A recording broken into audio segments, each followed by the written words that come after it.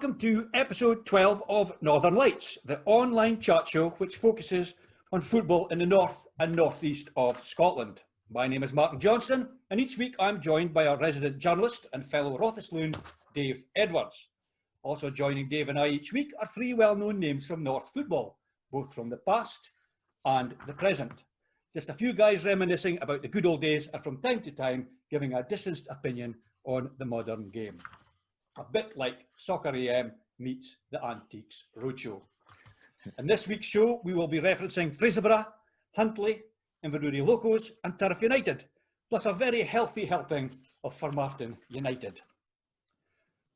Our first guest has been involved in the game for over 40 years. Dave Cormie's first Highland League club was Inverness Thistle, before having playing spells with Huntly and Peterhead. Dave first got involved in management in the late 1980s, when he became player manager of the now defunct Cumminston Juniors. Dave would go on to manage Inverurie and Formartine in the juniors, before returning to the Highland League, firstly to manage Huntly and then back to Harlow Park with Locos. Latterly, Dave has held a number of coaching and mentoring roles in Aberdeenshire and has assisted alongside Maud, Ellen United, Colony Park, Turf United in recent times. Welcome to the show, Dave Cormie. Good evening, lads. Evening, David. You well, David? Nice to see you. You're looking well, Big Red. Well, I thought I was looking well till I seen Rexy and Wooly there. They're shaking all right.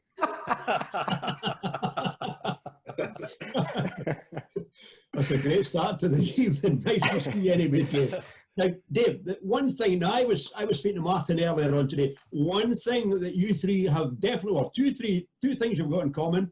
You have all been or are managers at Formartine United, but also you have all had dads involved in Highland League football. Now, can I read you a team line from 1960, Dave? It probably means quite a bit to you in some ways. It's Elgin City against Celtic in the Scottish Cup. 1960, a crowd of just short of 12,000 squeezed into Borough Briggs, and the Elgin City team. Goalkeeper Alec Jenkins. Fullbacks Coggle Harper. Halfback line Cormie, Bunny McCall, Brander. Up front, Rab Castell, Bruce Roy, Jabbo Davidson, Rod Klein and Wooly Grant. Now, to put you in the picture, Wooly Grant scored in 65 minutes to put Elgin 1 up, and the Celtic team with people like Coleraine, Mochan, Billy McNeil, Bertie Peacock and Bertie Auld in the team had to score twice in the last 6 minutes to beat Elgin City that day. And the reason I'm saying it is right half that day, a certain Bill Cormie, who I knew when he went to Rothis, and if I'm not mistaken, he's your dad. Yeah, I wish I got myself there because Paul laughed when you said Cormie. I think Paul thought it was me who was pointing. I wondered where he was going with it. There is football in the blood, Davey. Yeah, I mean, I didn't grow up with my father, as you probably know, Dave. But yes. In later years, we got to know each other a good bit better. And yeah, I'm well aware that, well, I had to be well aware because every time I tried to join a club, it was son of Bill Cormie in the paper. But I took that as a compliment because I think he was quite a player in his Elgin City days anyway. And he was in his Rothis days, not that long after. I knew him when I was a kid in the 60s, and he was at Rothis, and he was a nice man, Davey. Am I wrong in saying, try to tell my mother that, David? No, joking apart, we all got on great at the end of it, but am I wrong in saying he was manager a short spell at Rothis as well, David? He was player manager for a short spell, David, that's right. And he was an excellent, I would say, attacking halfback, right back. He could play a centre half as well, but he was great at helping the youngsters, telling the youngsters what to do. Yeah, well, I got some good compliments for Mo Morrison because Mo come through the ranks at Elgin as well, as you know, and my father had been coaching him a bit, so he said I had some of his traits, so I hope they were good. Good. Nice memories. Thanks, and welcome to the show, Dave Cormie. Thank you. Our second guest came to the Highland League late in his career, but is no stranger to North football scene because, as we've previously said, he is the son of the legendary Willie Lawson. Paul Lawson joined Celtic as a 16-year-old and spent 6 seasons with the Parkhead side, making his first team debut in 2005, and also winning 10 cups for the Scotland under-21 side during the same period of time.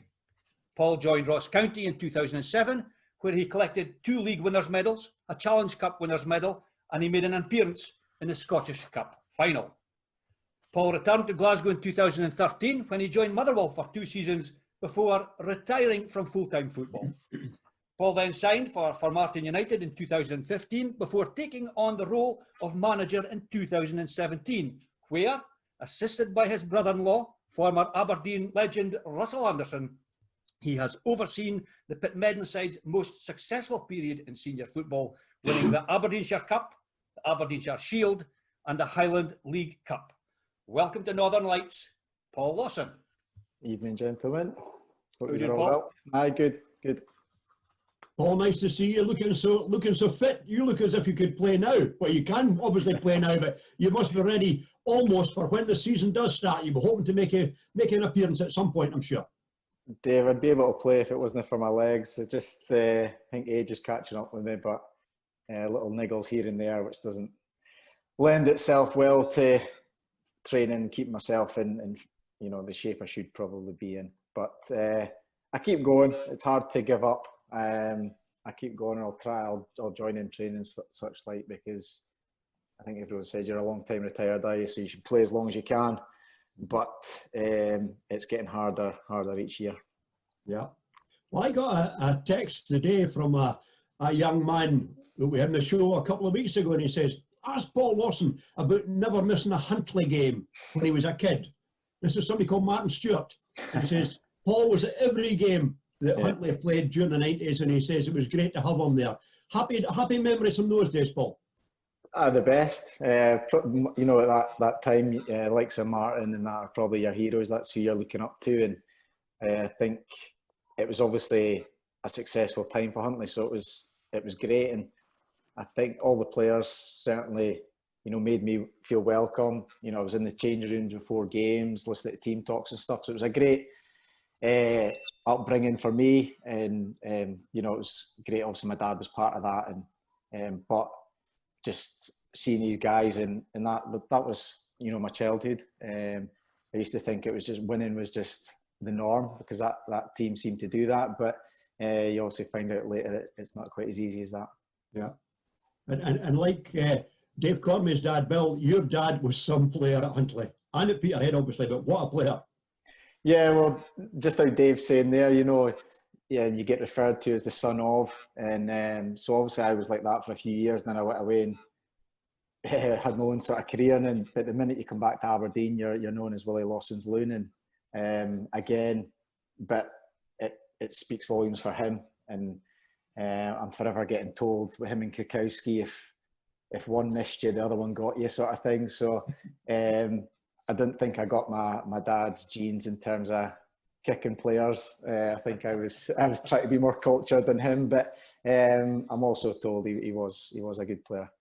Excellent. Definitely a bit more cultured, I would say. Paul, welcome to the show. Thank you. Our third and final guest this week also has a famous footballing pedigree, in that his father is none other than Highland League legend Rexy Hunter.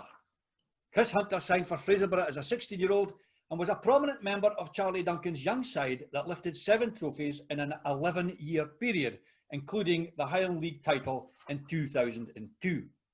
Kris joined ambitious junior side Maud as manager in 2003 and spent 6 seasons with the club before joining the newly elected Turf United in the Highland League, and where he brought them their first senior trophy a year later in the form of the Aberdeenshire Shield.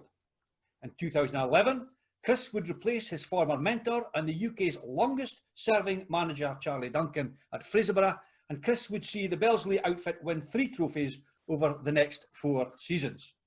In 2015, Kris joined for Martin United, replacing Steve Patterson, and where he signed his co-guest Paul Lawson.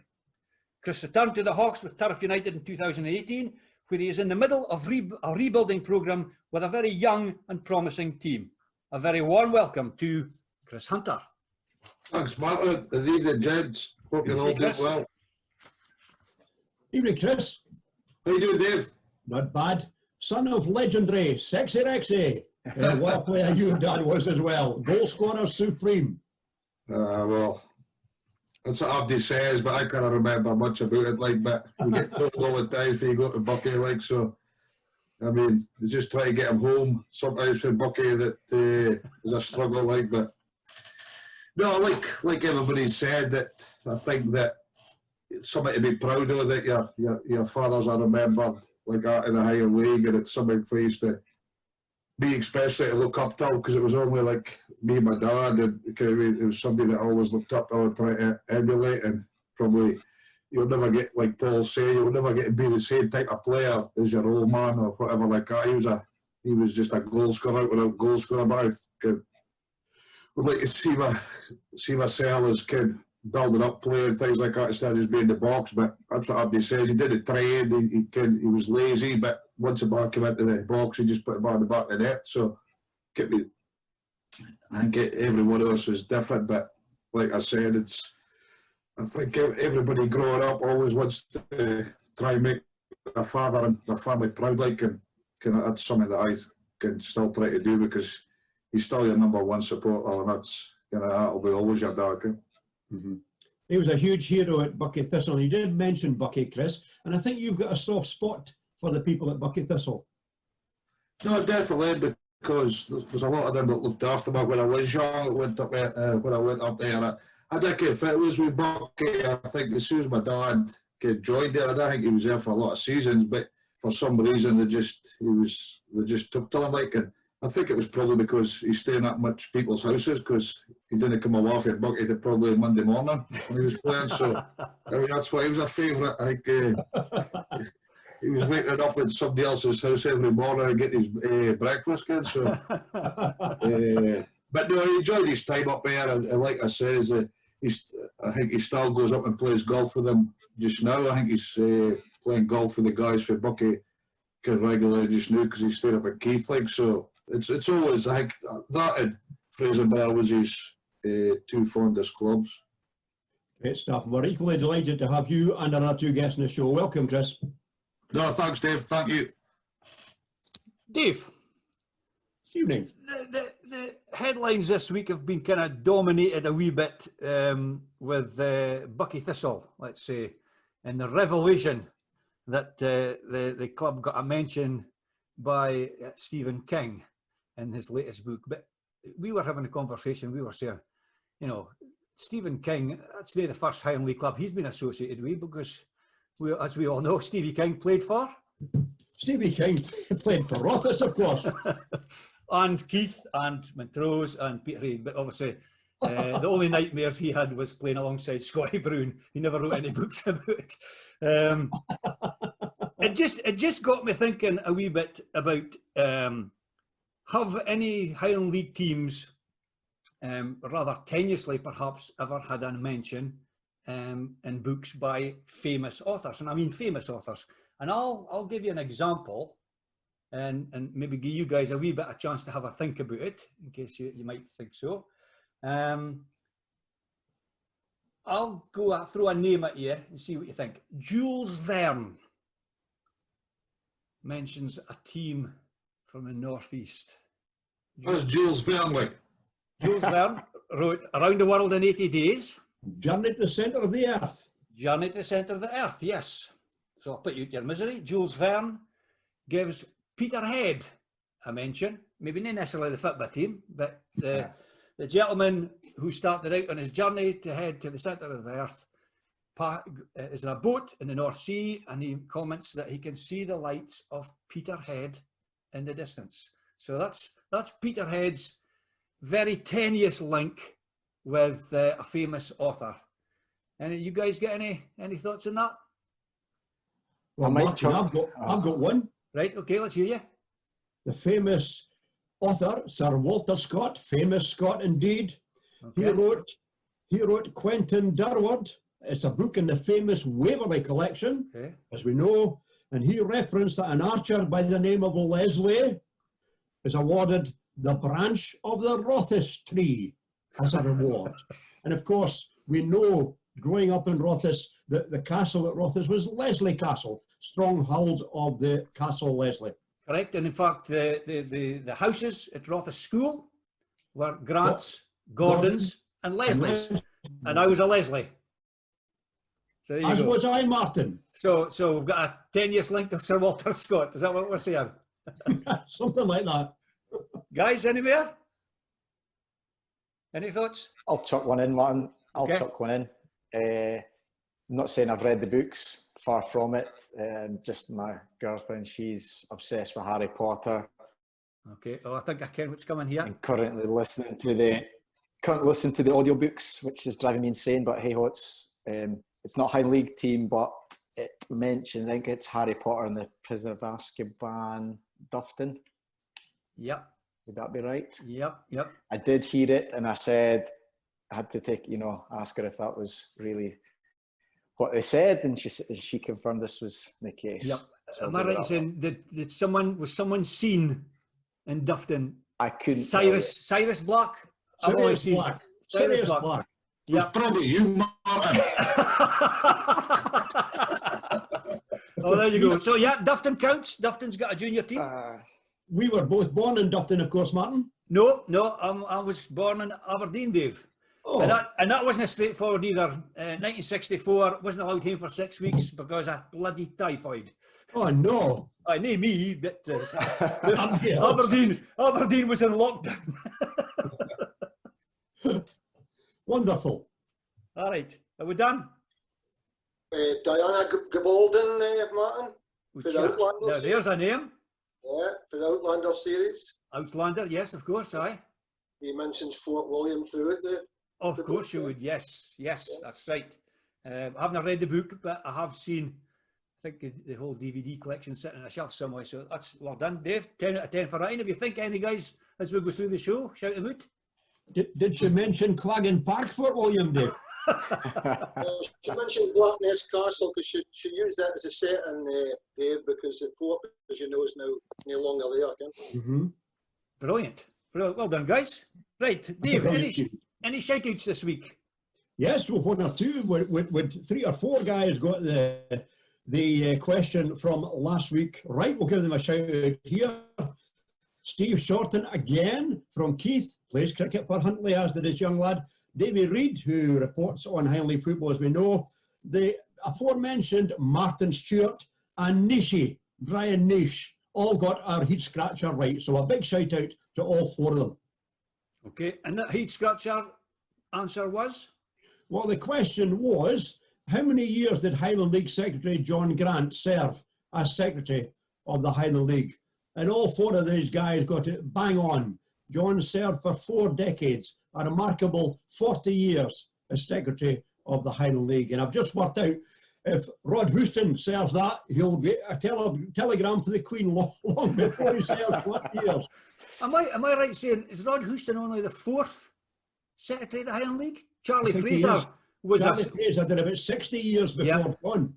Yeah. Yep, so there's only ever been 3 or maybe 4 secretaries. It's a longevity job for sure. I think so. If you become Secretary of the Highland League, you're definitely going to live long and prosper. Well, That's that's some good. reference to some other TV show. That's good to hear. Brilliant. On this day, shall we do on this day, Dave? Go for it, Martin. Not too long ago, 1983. Some of you guys, were you born in 1983, Paul? No. Chris? No. Of course. Aye, of course. No, I'm not asking you, Dave.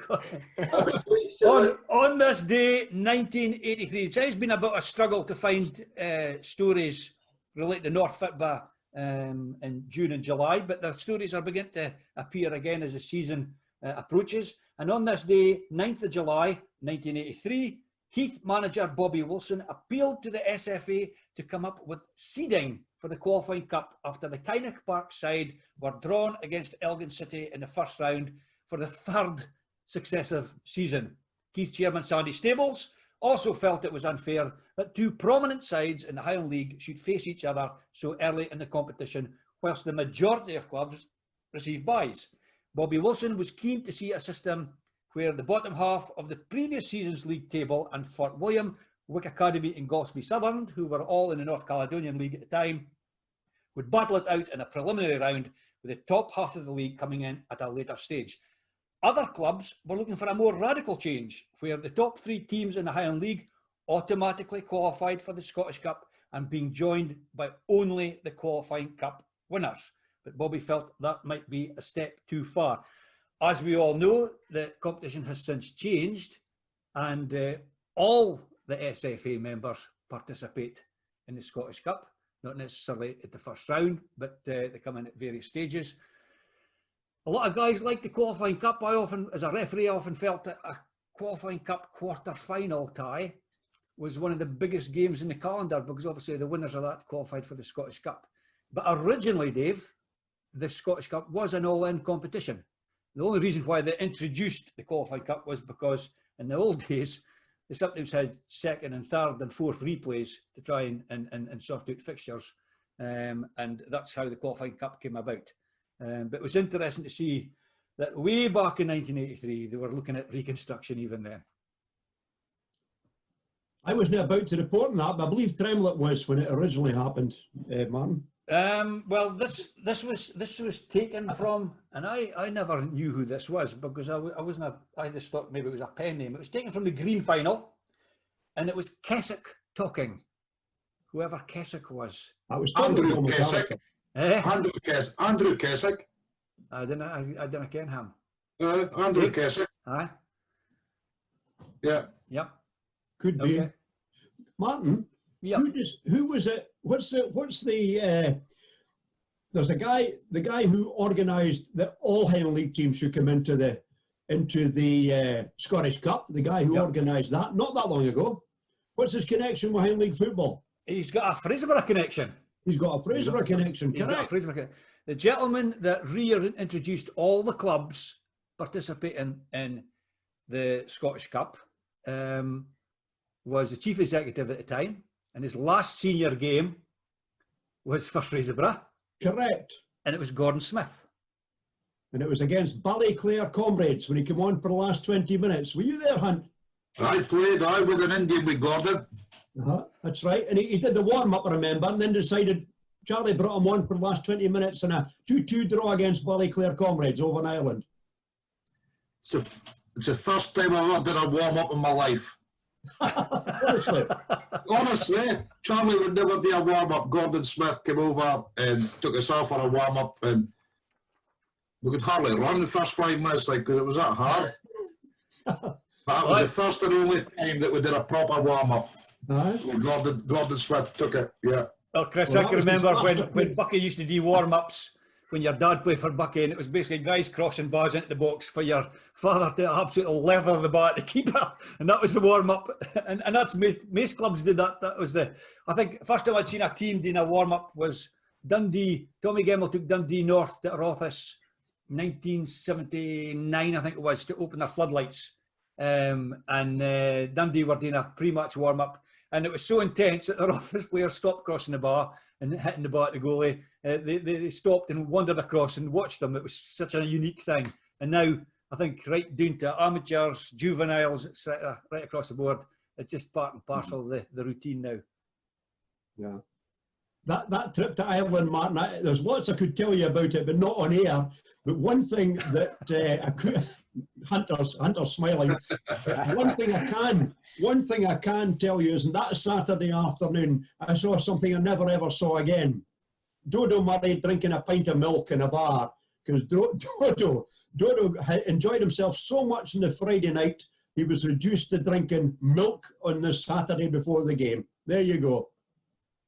Well, it's good you've mentioned Dodo, because a wee bird tells me, although they've got a game tonight, Scotty Murray's going to be watching the show. See, I've done it again, Dave. It's Thursday, guys. It's no Wednesday.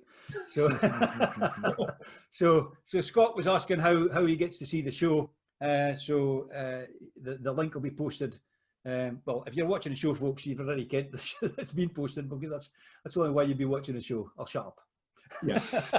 and he told me we mention Moby every week, so this week we better mention his bigger brother, Scotty Murray, Bristol City legend, and now Kitman. Dave Cormie, were you brought up in Inverurie, Dave? Oh, a place a mile out in Inverurie called Port Alfredson. Okay, Martin. right. It's a small bridge, but it's a big bridge for us Portloads. Absolutely, aye, absolutely. So your early years were playing Sunnybank, North Street. Was that a street league in Inverurie? No, it's Inverurie North Street, the district league. That's right. Aye, the manager could be on his bike to sign me. It was that big a club. And then Stonywood. Yeah, Stonywood for probably what was my first adult team, put like that, because I'd had a wee spell training with Aberdeen. That didn't work out. And George Middleton took me to Stonywood. George Middleton, the former Elgin City. Yes, indeed. Yes, aye. Yeah. And George was brilliant with me. I mean, I was only maybe 16, 17, I think, something like that. But he found a great way of encouraging me. And I was surrounded with really good people, Lenny Taylor, guys like this, but they were all sort of hard men, and I was just a young lad, and Guy Raw, but they put up with me. And George, for some reason, I managed to get player of the match 4 weeks in a row. But it was only later in my career I realised it was just him trying to give me a bit of confidence, because the rest of the players were getting pissed off when we continued getting this. But no, George, and he followed me through football as well, because he became an assistant of mine at Inverurie Local Works, and then he was instrumental in taking me to Cove Rangers for a season as well, as manager there. So George was probably my first mentor in football, Okay, so you spent a season at Storywood, and then suddenly you're away at Inverness Thistle. How did that come about? Well, again, with George's links to the Highland League, he got a run out with Elgin City, and I think another couple of sides as well, I think. But George's mindset says to me, he says, you always start up north, he says, and you work your way down in your career, he says. And there's nothing bigger than the Inverness teams at that time, you apart from Elgin City itself. So Inverness Thistle, as you'll be well aware, I was a big club at that time. And to be honest, I look back with very, very fond memories, but realise I just didn't do myself or the club justice. Tommy McMillan signed me. He just near long parted with Aberdeen, I think, went to Fraserburgh as manager, and then moved up to Thistle as manager. I'm not sure about the order of that, but he was a lovely, lovely man. And I got a chance just about, in fact, I think I was meeting you, Kris, at one Sunday we went to watch a game of football, and it was at Winkle's 70th birthday or 60th birthday. I lose track of time, Kris, but was it the 80th birthday? I got a chance to apologise to him. Because fitted to put up with me, because I was just a young apprentice, and speaking about money going about now, and I ken the club you're at just now, Paul gets slaughtered for supposedly flashing money.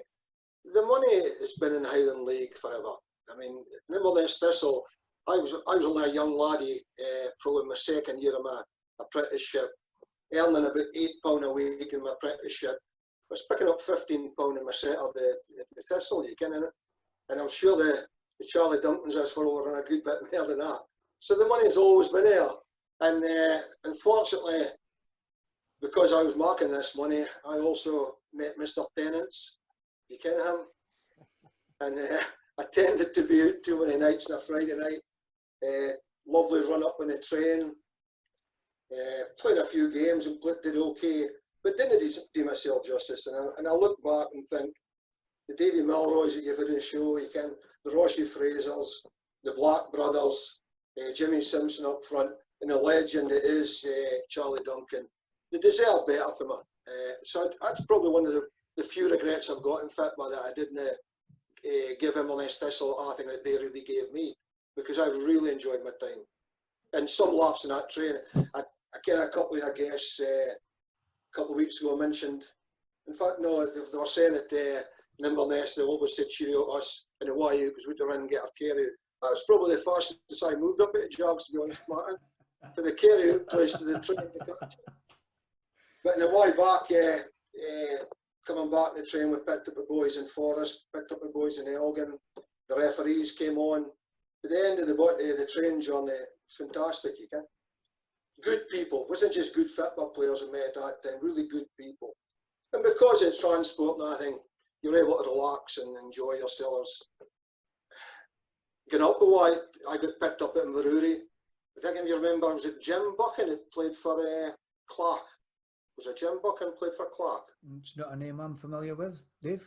I'm sure he was a fullback for Clark. Anyway, I think he came from Dice somewhere. He was a butcher or something, and he used to catch a train at Inverurie as well. But he used to drive through to get it. You see, and the train would stop in Inverurie because it was only a one-way track at that time. Stop in Inverurie for Aberdeen going to Inverness to wait for the Inverness train coming down the way. So we're all sitting in the train. Sure enough, in comes a bus, comes a train for Inverness to Aberdeen, and somebody says Jim's now on the train. You can see through the window this car screeching into the car park. Jim Buchan into the bootie's car, gets his boots, runs out, dies in the train, sits down. You could just see him then, and then he took off at Aberdeen. much to the like to ask, because we're just going like this. Brilliant. I'm not sure if you ever managed to get the game that day, but fond memories really was that train journeys with some really good people was great. And I mean, I'm belittling myself a wee bit because I did play a few games for the Jacks and loved it, you can. And it was a successful period at Inverness at the time as well. They won the Bell Scotch Cup, the Inverness Cup, and the Qualifying Cup while you were there. And general consensus in this show, and Dave tends to lead with this one, but I'll steal his thunder this week. Dave is of the opinion, and I'm using Dave, his opinion, because I cannot remember him playing, to be honest, that Charlie Duncan was possibly the greatest player he'd ever seen. Would you mirror that opinion? Charlie Duncan, he took a corner kick, and physically you can't when you put your on Paul for you put your right foot, the back of your left foot, and chip it across. What's the name of that? It's neither Rondo or Ronaldo. What's it called? Near Rabona, no, is it? I can't even tell you. It's the Hunter. I'm there that sort of player. It's the Hunter. It's a Rabona, that's what it is. It's a Rabona. Just mark up something, Dave. He always do. I was standing in 18-yarder, waiting for him to take his corner, and he took it across the right across. I was just amazed with him. But he wasn't just a great player, though. He was a presence in his park as well. Opponents had great respect for Charlie because Charlie never grat about a tackle. Charlie was full of skill, but he was so strong as well. Charlie also can team me under his wing as well. You come back the money side of thing, and trust me, I didn't play for money, but we got money again. And I remember waiting at the little desk at the opening to get the wages, picking it up again, and they'd say to you, any expenses, David? And I would just, as usual, say, no, just my train ticket. You got your train ticket. And Charlie's kicking my heels. And I turns when he says, Dave, you've got expenses when you win. so it was lessons all the time, but no, I still, every time I meet Charlie, and I think most boys are, when you meet Charlie Duncan, it's just, you're speaking to Mr. Fit, aren't you? Excellent. Great memories, Dave. Yeah. Mr. Edwards, over to you. Yeah, I'll add to that. As I said before many times, he's the best all-round footballer I've seen in Highland Free football in all the time I've been involved with it. I thought he was a brilliant player, Charlie Duncan. But to another excellent striker, Kris Hunter, Mintlaw Academy, Mintlaw Boys Club, Mintlaw FC. A lot of good players come out of Mintlaw. Kris Hunter, Ian Murray, Scott Murray, Kim Little, Marino Keith. That's pretty good, Kris. Well, I think the other four that you've mentioned have done a lot better than me, but at that time, I think that you've got to put praise onto the coaches and at Mintlaw Boys Club and Mintlaw Academy for the work that they put in, because at that wee spell that we had, I think there was, when we were coming through the academy teams, like there was Scotty Murray, Ian Murray, Marino Keith, I think there was Paul Keith, Keith McCready. They were all up, but they still went on and had good careers in the Highland League. So it was a good. It was and Wah played for the boys' club as well at different areas. I think there was another guy. He was the first to cap for Scotland schoolboys. I think it was Gareth. I can't remember, Gareth Evans or something like that. I think he was the first person. I think he was with Keith McCready, Paul Case age, and he was the first team that got a Scottish cap for the schoolboys. But no, I grew up together. We were all mates, so I don't care if it was just luck or whatever like that. But with good school teams, we dominated the school fib. I knew region fun. You were playing as well, and then the step up for the boys' club to the Bottom League was because my dad was manager, and me and Scott Murray at the time couldn't get a game for the boys' club. That's how tough it was. So Scott asked my dad to play in the Bottom League with him. So he played in the Bottom League for a wee while. Then I went and played a couple of games, and well, Blaker's his nickname, so I'll just keep calling him Blaker. Blaker scored. There was a friendly against the Brock on a Wednesday night, and it was meant against Fraser, and Blaker scored a hat-trick against the Brock, and then that's when Charlie says, "Oh, I want to sign that loan to my dad." So that's fun.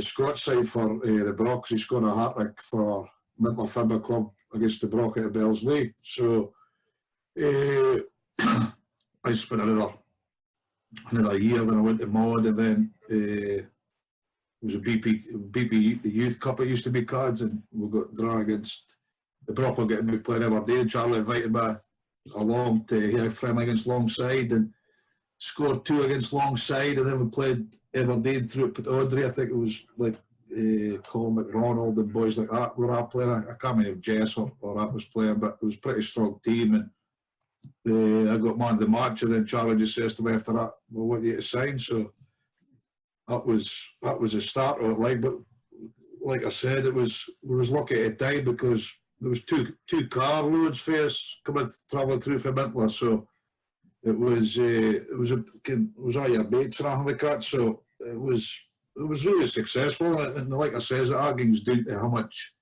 effort and time your teachers and your coaches put in, because we used to train 3 times a week at school at lunchtimes. I think it was a Monday, Wednesday and a Friday, then you play on a Saturday.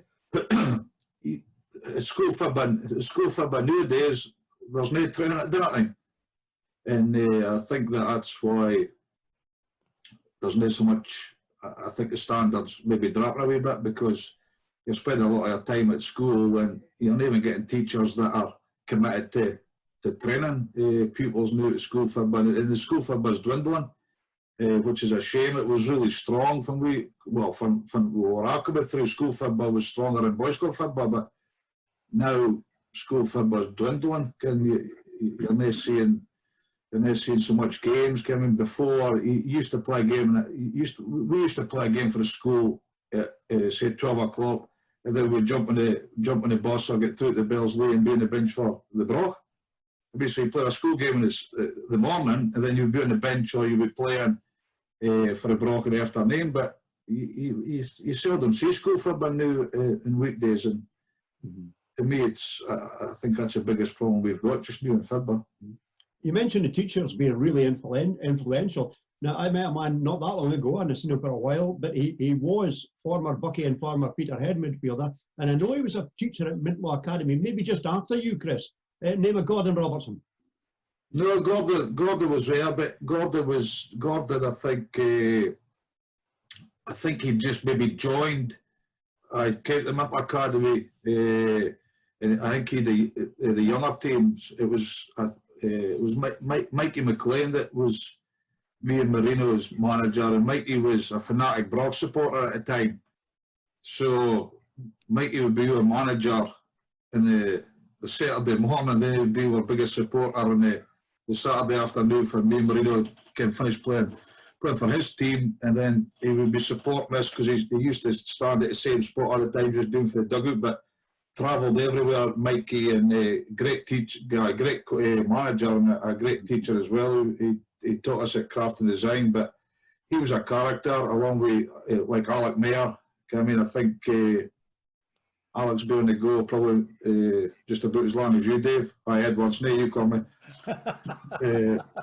So Alec Bale was great, but just the time and effort they put in, and they didn't get paid for it, because it was either Saturday mornings, it was either Wednesday night, they were either taking you away for games, and they'd have the kits, and you come back, and there was nobody giving them a hand. They just did it because they wanted to see us doing well, and I've nothing but admiration for them that they never got any overtime. It was just salary based, and the time and effort they put in. But I think they got the joy we seeing us develop, and I can Mikey McLean and Alec Mayer just took great delight in seeing us doing well in our careers.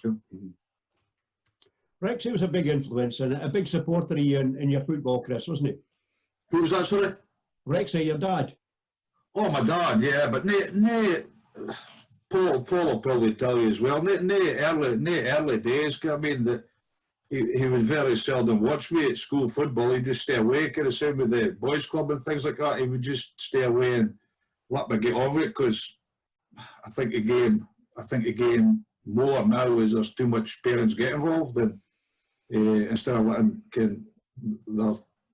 whether it's a girl, whether it's a son, get on, and can find out their own way. I think it'd be good enough instead of putting pressure on coaches. I think coaches have got a hard enough time with getting pressure for things like that, just wanting their child to do well. But my dad would never get involved with coaches. He would seldom come and watch me. The only time he started coming to watch was fun, started playing for Fraserburgh, and again it would always be giving you advice or telling you that you were lazy or whatever like that. He would never get involved with your manager or can argue with your manager, why is my loon not playing? And he would just say, well, you're not playing because you're not doing well enough, you're not doing good enough at training, your attitude's wrong or something like that. He would never once blame Charlie for never playing, or never hear a go with Charlie. He just says, look, if you want to get in the team, it's down to you. Get in the team. Yeah. Simple as that. We'll look at your Fraserburgh career in the near future, Kris, but you had a season at Maud before you moved to Belsley. Yeah, the season under Louis, I think it was Louis Finney, but like Dave said, I think it's maybe a trend apart from Loss, because Loss went full time, so his attitude was better than me and Cormie. So, but I was the same as Cormie. I liked the beer too much, and there was a nightclub called Old Deer, and up there there was I think that I enjoyed the girls more than I enjoyed playing for Maud juniors, to be fair. So on a Friday night it was Old Deer time, and then on a Saturday morning your attitude wasn't right. You were young, you wanted to go to the party, and then you didn't. Fibba wasn't the most important thing then. It's not until you start to wise up a wee bit and then realise that it's the other way around, that Fibba is the most important. But I mean, I remember Eddie Garmick, my dad's cousin. He was at Maud, and he took it off of Louis for one day, and one game. So I was out the Friday night, and I shouldn't have done it to Eddie because he was like a relation. But Eddie it was at times he didn't have mobile phones, and Eddie was trying to get hold of me in the morning. Well, I was hungover, I was lying in my bed and things like that. So he managed to get hold of me. He says, Kris, I need you today, I need you today. I says, Eddie, no, I've got hungover. Nah, I need you today. And I says, no, I'm not going. I'm hungover, I'm just down and I want to go play for you. He came out the door, he came out my dad's, hauled me out the bed, and it was a sight for sore eyes trying to play that day. But that was 15, 16. My attitude wasn't good enough, to be quite honest with you. It was terrible. I should have been doing a lot better in junior Fibba.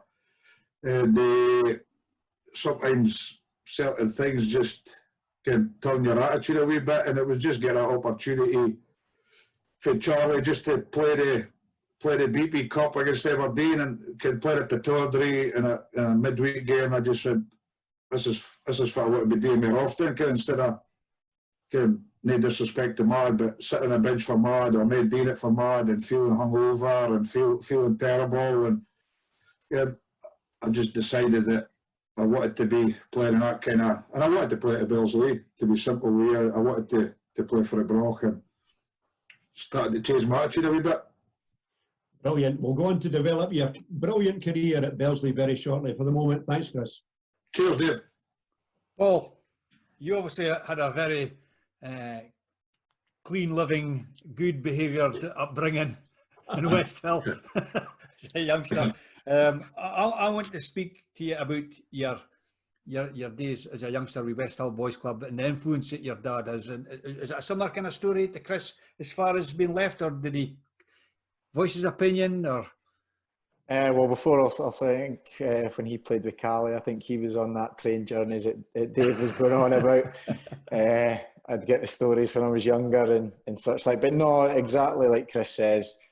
My dad, he didn't get involved in terms of during the game or whatever. He would stay away, he would watch the game, and obviously he's my biggest supporter, but you know, maybe have a wee word with me after it or whatever. But I remember one of my school coaches who took the team, I think at times he would look to my dad as if, you know, do you want to say anything to the boys? And my dad was the opinion, no, you're the manager, you take the team and that's it. And he would stay quiet, but he would obviously have his opinion, but he felt it's not his place to say because he's not in charge, he's not the manager. So, but no, he was a big supporter, and as everyone knows him as well as they do, and he travelled the length and breadth of the country all through my career, and both him and my mum, and just incredible support they've shown. But I think in the early days, going up to Huntly, like I probably touched on earlier,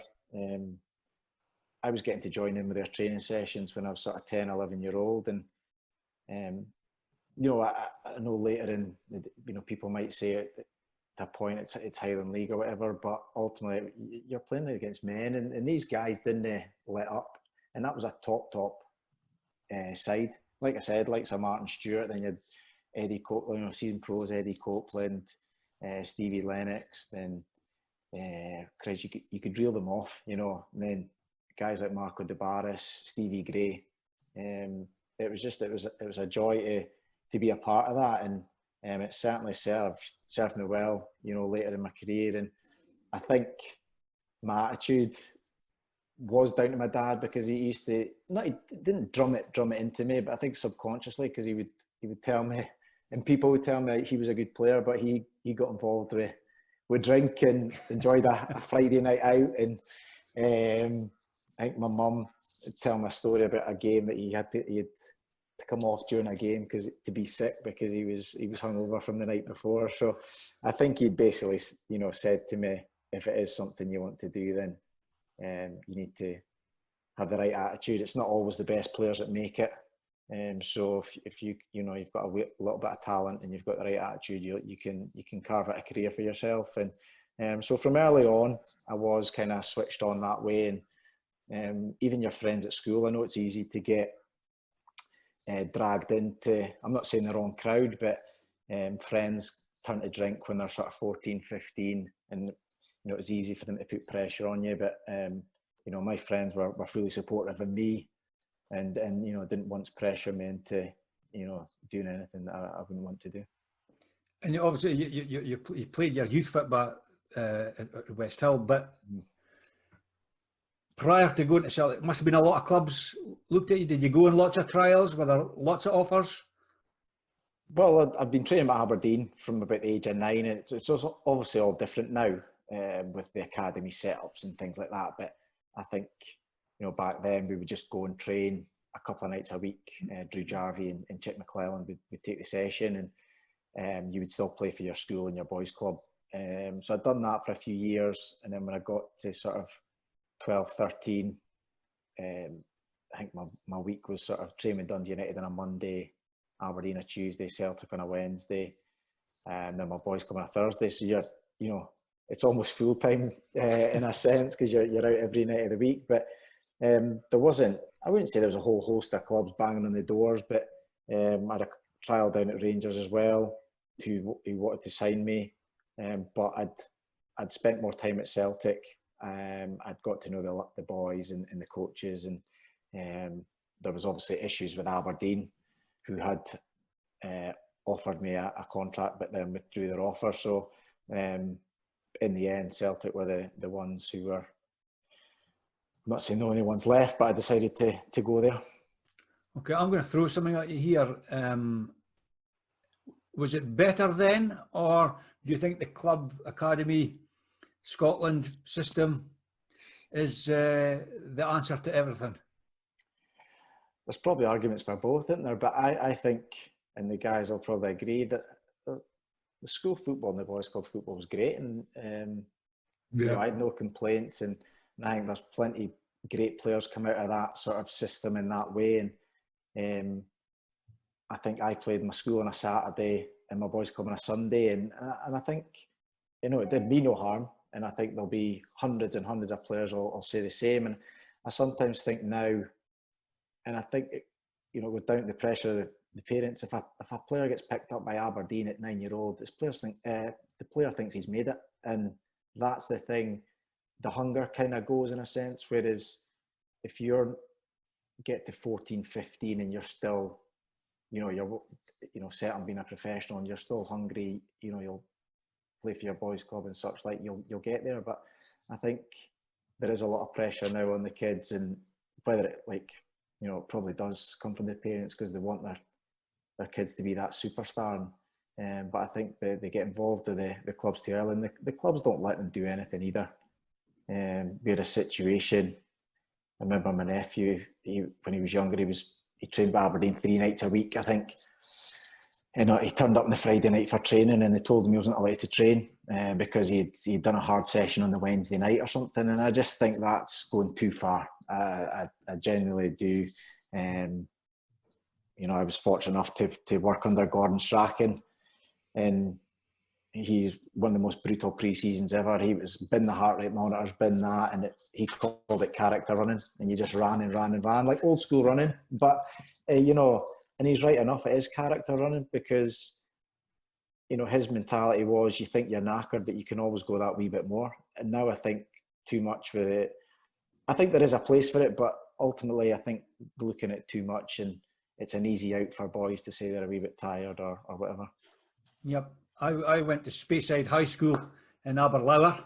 I identified at a very early age I was a hopeless footballer, so I gave that as a potential. But we had a very good school team, and Nicky Walker, Neil Fivey, Gordon Robertson, Derek Thompson, they all played for the school in the morning and then played for their respective Highland League clubs in the afternoon. Although there was one exception, Bucky Thistle played Meadowbank at Meadowbank Stadium in the Scottish Cup, and the school prevented Derek from travelling with Bucky Thistle. Even though Malcolm Cowie was the manager, he was prevented from travelling because he had to play for the school in the morning to get his priorities right. But that guy's did all right, despite playing 2 games a day, most Saturdays. Exactly. So I would have to agree. I think it's maybe going off the rails a wee bit. Maybe it'll come back to that, Dave. You wouldn't be surprised to hear I've got a wee opinion on this, boys. Yeah. Can I just say, Paul, your mother must ken football well, because that was a fantastic statement you made there. I think that's great to hear it at top level. I think the league that we all love dearly now, the Highland League, unfortunately has jumped onto the same mantle, though, because there's so many players attached to clubs, which means clubs further down the tiers, the juniors and amateurs. And for I started off a district league, it's no longer there, but you made a progression. You can't get a progression now because clubs can't get players because they're already fixed up with somebody else. And I'm sure these guys, although a generation younger than me, will agree with me that you've got to have a feel for the club you're at. So if you're signed for Something United, you want to be a Something United player before you become the next step. And I think, unfortunately, the Highland League, through maybe grants, etc., have tried to copy the big boys, with the result that, no disrespect, because I love the Highland League guys, why would a Highland League club have 40 signed players? So anyway, and that's for all your goalkeepers as well. Here you go, Kris. 20 side players, Dave. Yeah, and I think that's what it should be, in my opinion, because 20 players is already 9 guys that aren't get a game on a Saturday. And you're speaking about a really good level of football.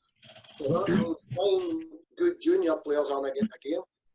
And in fact, if the junior team do, they have 5 subs as well. It becomes ridiculous. That's all I'm saying is that I think if we're going to get back to real quality football, we need to forget about quantity and start marking it the quality again.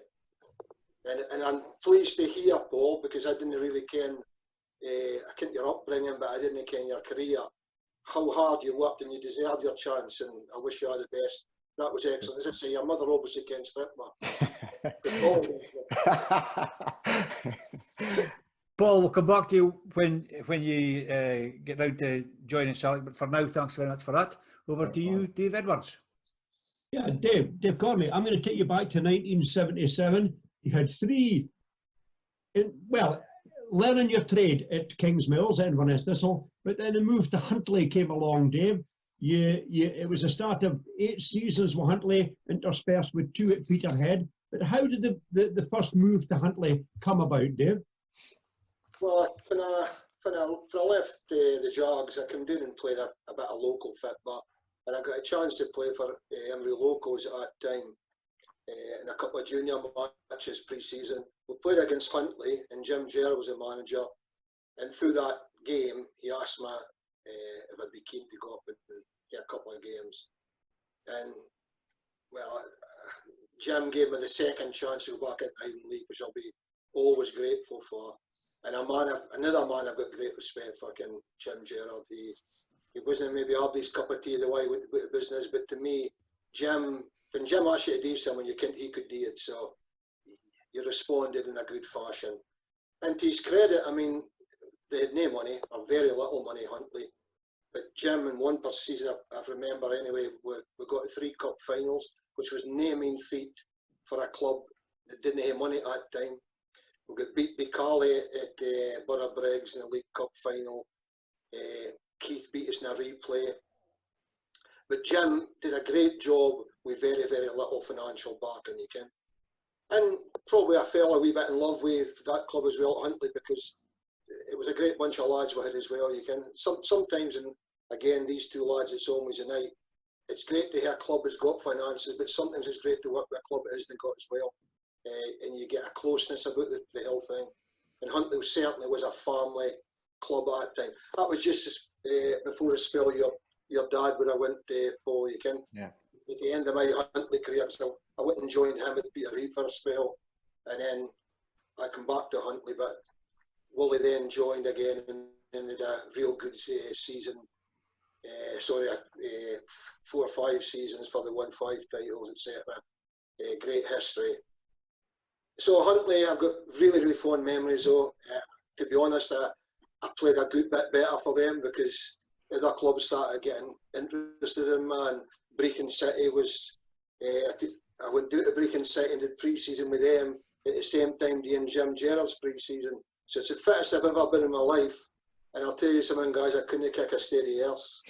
Because I was so full of running that just wasn't my style of game. I like it, I had the bar and playing it and putting crosses in, but I was too fast for me and good. But anyway, Peterhead then signed me and I went there. Do you want to go into that just now, Dave? Yeah. Actually, you mentioned Jimmy Gerrard. I was an S-form signing with Elgin way back in 70-71. Jim was still playing for Elgin City. He's one of the toughest tacklers and one of the hardest men on a pitch I've ever seen. But he was a really nice guy. But as soon as he crossed that whitewash, a different character. Yeah, if you came Willie Lawson and Frank Rickosi and put them together, you're Jim Gerrard, so you'll ken Paul, okay? But Jim was good with me as well, because I say to players, I would have signed me. If I'd been a manager, I'd have signed Dave Cormie, but I'm not so sure I could have handled him because I was just a pain in the backside. I remember, you spoke about warm-ups. Well, I'm obviously a good bit older than you, Kris. We never got warm-ups. All we did was we do it and we knocked the bar about a bit and listened to the music coming through the tunnel, you can. So just dancing about. And at Huntly, at Christie Park, there was one man and a dog watching, so at the warm-up there was even less. The dog didn't even turn up, so we're just in a warm-up. And whenever I seen Jim coming down the tunnel, because he played as well, you see, he's player-manager, and he come down and he'd thunder thighs, and I thought, oh no, he's a lot of better running here. I'm not up for that, so I just strolled back into the dressing room. And at that time, lads, this is how old I am. Didn't have magnets, it was just a chalkboard with a bit of chalk. So thankfully I looked up, and sure enough at number 11, Cormie, that's all I was caring about, Cormie's there. So I took a chalk and just took an arrow for every single person and drew it down, pointing towards Cormie. Of course, in the common Charlie Ferriskin, Charlie was my scapegoat, I blamed him for Ian. He's getting here, they're quiet as mice, and then come Jim, and Jim just turned around and says, right, and he just looked at me. I says, no a bad game plan, Jim.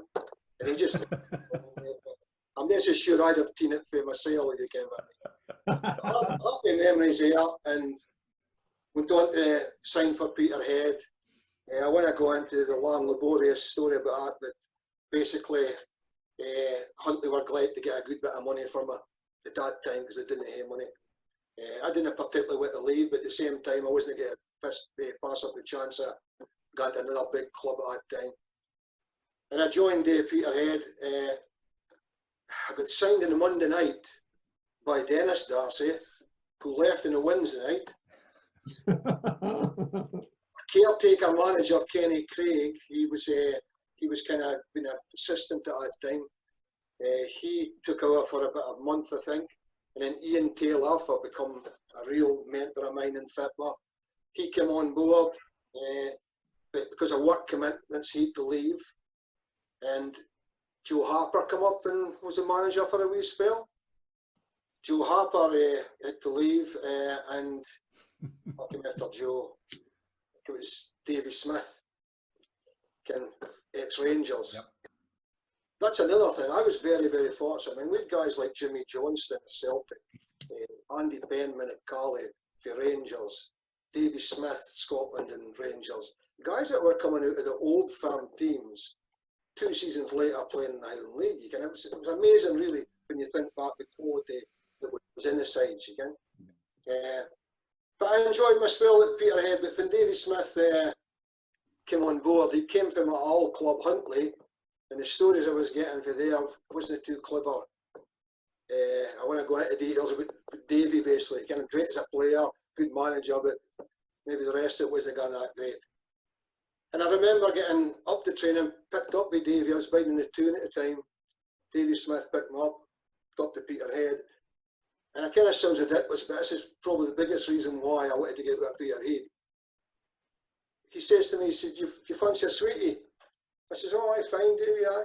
And he went down to get us wine gums. So I'll just date here, because like this, he's in a car. He just disappeared out of sight for the windscreen. Now he's driving, so it's one hop up like this. And he's getting us wine gums out. And I'm bursting, my face is white, and I'm thinking, there's no way I'm going to be travelling up with this man training. So as funny a lad he was, I had a chance to go back to Huntly after that. That's for the 2 seasons came in, and he swapped me for a goalkeeper at Huntly. But that's now scary. I was writing this out. We're speaking 40 years ago now, or 35 years ago.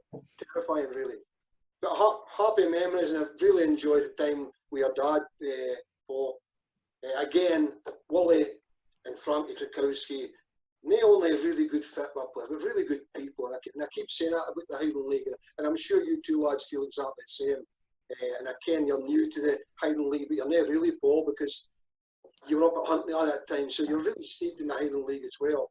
And that's a great thing about the Highland League. I didn't ken another league that actually would kick 7 bells or so-and-so at you, and then you'd be standing with them probably to 8, 9 o'clock at night in a pint, I'm not so sure it's still as much as like that, Kris, but 10, 15, 20 years ago it was. That's what I was going to say there, David. That's one of the things I noticed when I came back to play. I remember being a kid and, like say, going into all the social clubs, whether it be at Huntly or away, and they were just jam-packed. And like you say, the players of both teams would be in there drinking until whatever time, holding the bus up and all that. It just doesn't happen now. But can I also say, because this really sounds bad, I'm sounding as though we should all be in Cornhill as alcoholics. The Highland League it still is, I think it's a fantastic league, but the Highland League at that time, I was very fortunate. It was full of ability. I classed myself as a good player. I couldn't touch some of these boys. And they were really, really good quality players. And I've watched a few of this episodes, Martin, and some of your former guests speak about the crowds. People wouldn't believe if the crowds that used to go and watch some of the Highland League games. So you had real atmosphere, and I treat myself as being privileged to have been part of that. You can. Dave, that second spell with Huntly, you were part of the team that won Huntly's first trophy in 11 seasons, the Aberdeenshire Cup in 85, 86. Do you remember much about that day? Well, I remember so much about it that I didn't think I was there. So, yeah, getting some of this feedback for you lads about the trophies I've won. My trophy cabinet's sitting behind me, look. So I had a great knack, I think, being at a club just before they won things, or leaving a club and then they won things. But one thing you were part of, Dave, was at Peterhead under the chairmanship of a guy called Robbie Warner. You must have a Robbie Warner story to tell us. Well, Robbie, I spoke about Joe Harper becoming manager, and Robbie was just so delighted about that because he's an Aberdeen fanatic as well, and Joe Harper was the king. But anyway, the story about Robbie was actually after I left Peterhead, I became for Martin manager in the juniors and was up at Longside, and most people who had known Robbie knew that he loved Peterhead, but his second love, maybe his first love actually, was Longside Football Club, being a blacksmith or something there, I think, was he? Blacksmith, didn't I? So anyway, it was a midweek game. It was a beautiful, beautiful evening, and the teams had just been out. They were doing the warm up, which is the dead day of warm up. And I walk out the dressing room, and fast standing there, but Robbie Warner, and I hadn't seen him since my playing days. So it had been 10, 15 years prior since I'd seen Robbie. And Robbie just looked at me and says, "Jesus Christ," he says, "Davy Cormie." He says, "You're shad as a Horace Island." And I was just sort of taking him back, my shad as a Horace Island. He says, "You're obviously eating it twice and shouting it once, just reverse it." and I just thought, you can, what an absolute gem of bloke. He just took me for there, but in a nice way. And I can't speak highly enough about boys like that. Robbie Warner, he loved his football. He gave so many people's opportunity to go on a big stage like Peterhead were at that time, and of course still are. But a lovely man again. And that's the biggest thing I can say about my football career, if you want to call that. The amount of good people I've met is fantastic. And in Highland League football, you make friends for life, Davy? I think so. Well, I would honestly say that many of my best friends are either still involved in the Highland League or been involved in the Highland League. Yeah, you do. You definitely meet. If you go up for Inverness for a weekend with the wife or whatever, you always meet somebody. I mean, Peter Corbett the other week. If you meet Peter at a game like that, and it's just as if you were best still playing, you can. Not to mention Roshi. Well, but again, you can. Roshi's the clown and everything now. You can. But Roshi Fraser was a fantastic player. I mean the clown in a nice way, you get what I'm saying. But yeah, he's always the party piece, isn't he, Roshi? But what a player he was. Mm-hmm. But the great news is, Dave, you're always a great player once you're finished, you see.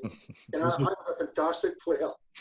This is very true. We'll go on to develop that in the future. Thanks again for that, Dave. Well, just before I finish, because I'm still not playing weight. I was 4 stone overweight when I played, and I'm still 4 stone overweight. Back to you, Martin. Kris, you obviously said you got an appetite for the senior game, let's say, when you played in that VP Youth Cup tie at Pataudry. You signed for the Broch. and you spend 11 seasons there as a player. Yeah.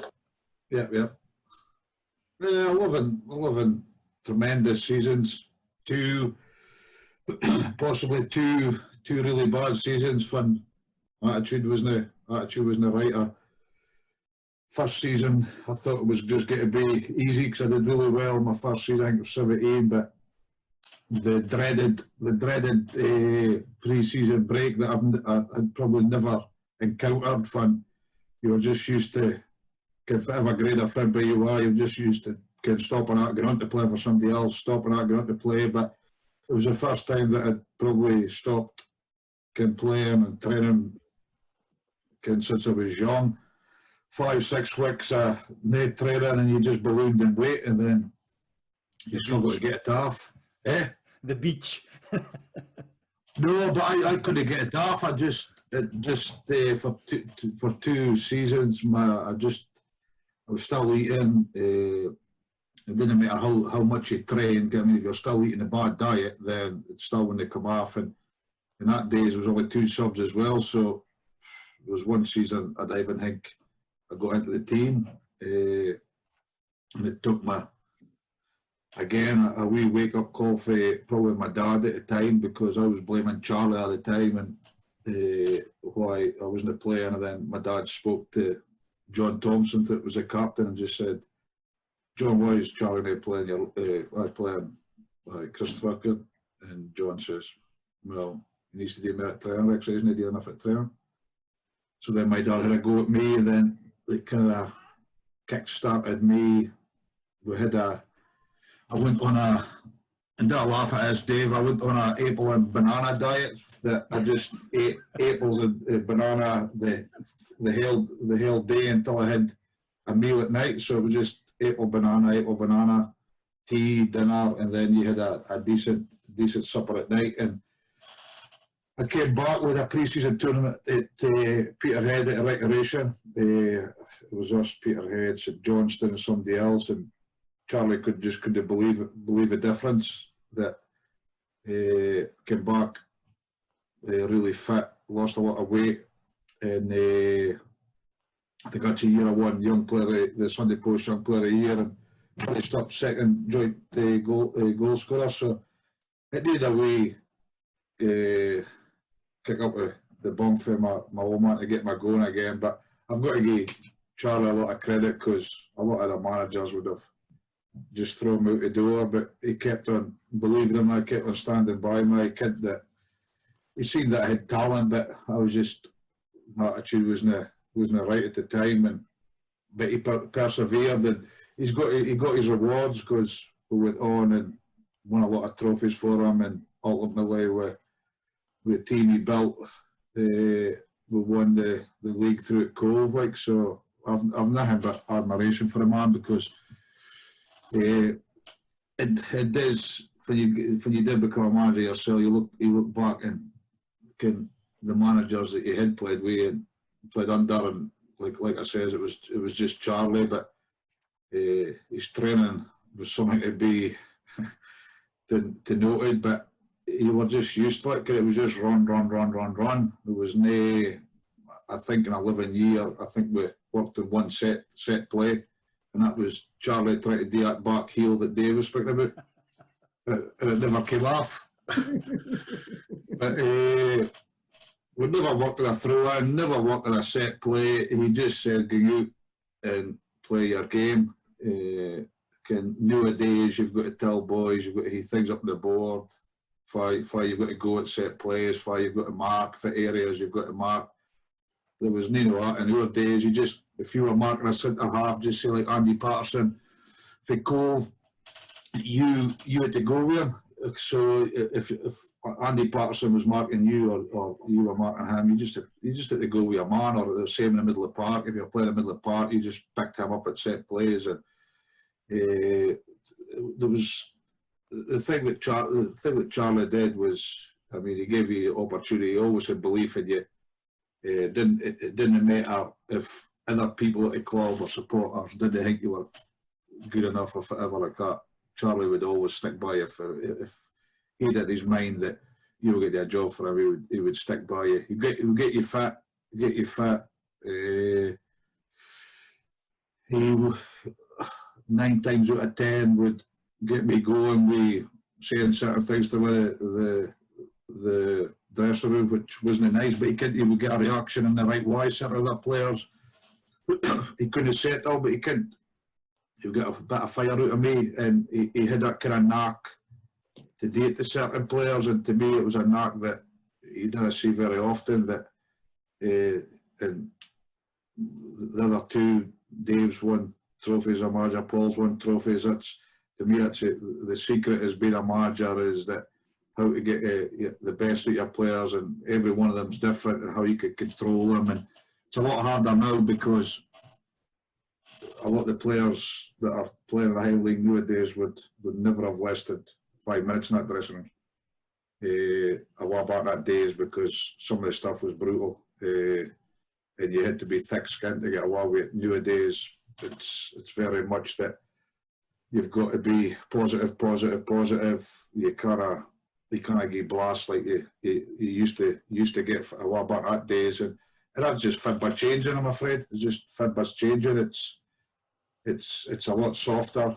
Players are a lot softer. They're not hard skinned. They're not as hard as, like Dave was mentioning. The guy Gerard, his loom was just as tough. And Paul in the Huntley days with Davy Morland and Eddie Copeland and boys like that, just tough players. There's nothing like that in the Highland League now. Nothing like that. And I don't think it's even above the Highland League. Dave? No, I was just going to say, I agree with what Kris is saying there. The only thing I would say is that in years gone by, it wasn't really the manager that gave you the doing. It was your own teammates. I think that's the biggest difference. And, Yeah. and I'll be honest with you guys, although I've been manager or assistant manager or coach at about 30 different clubs, I'm not so sure I listened to a manager once during the 90 minutes.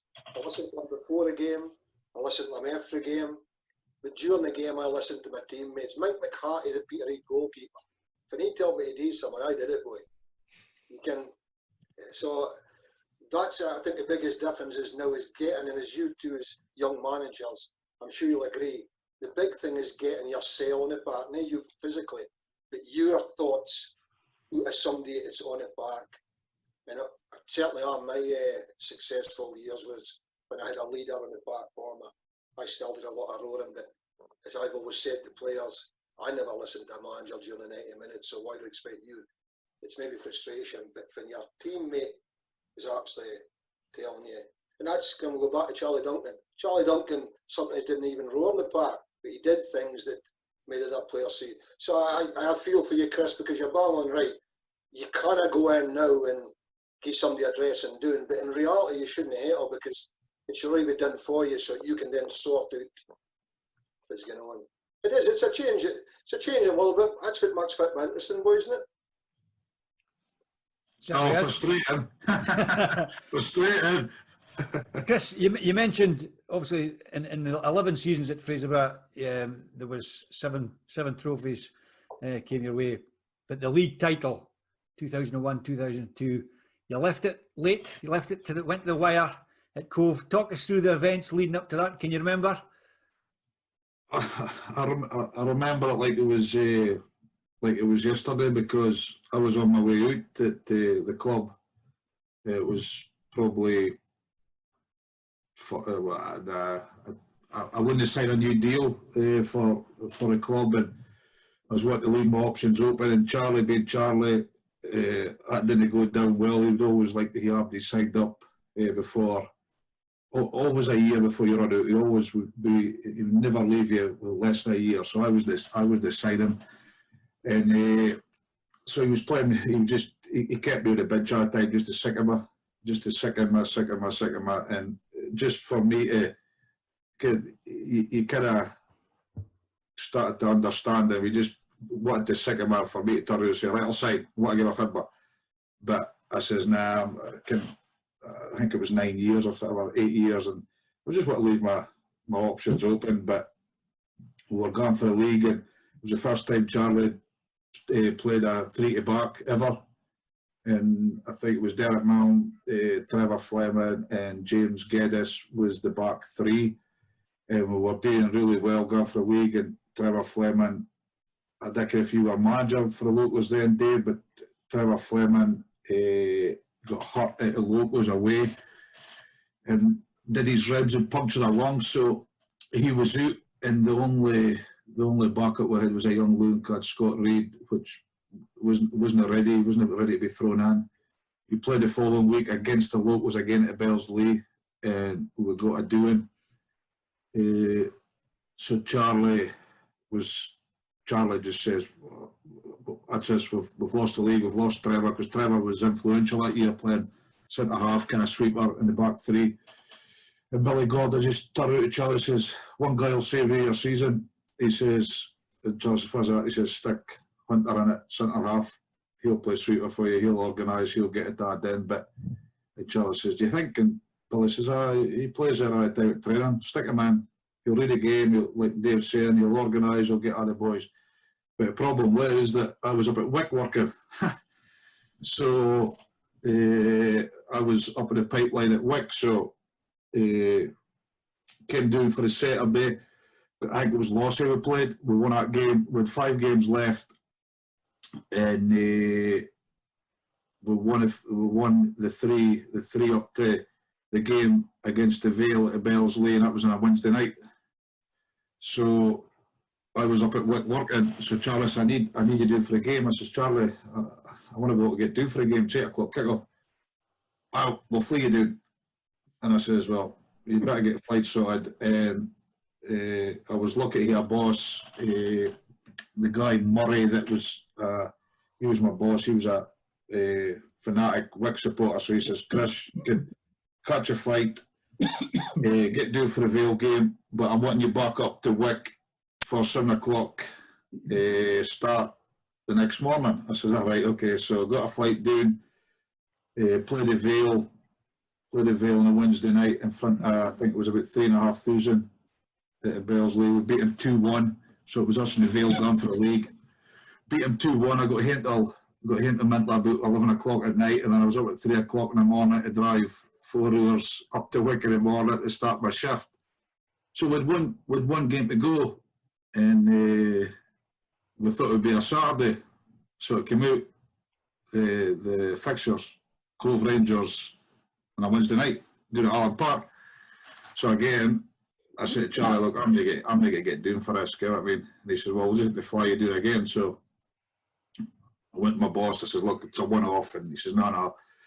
And I says, well, there's just one thing. If we get beat, I'll be back up on the Thursday. But if we win, I'll be back up on the Monday.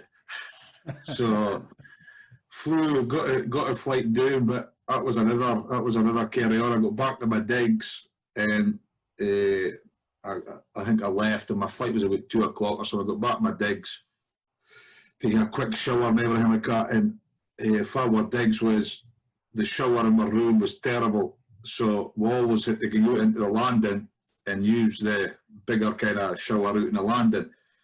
So I'd been up there for 6 weeks, and you always just used to come out your door, leave your phone, leave your keys, nothing in your door.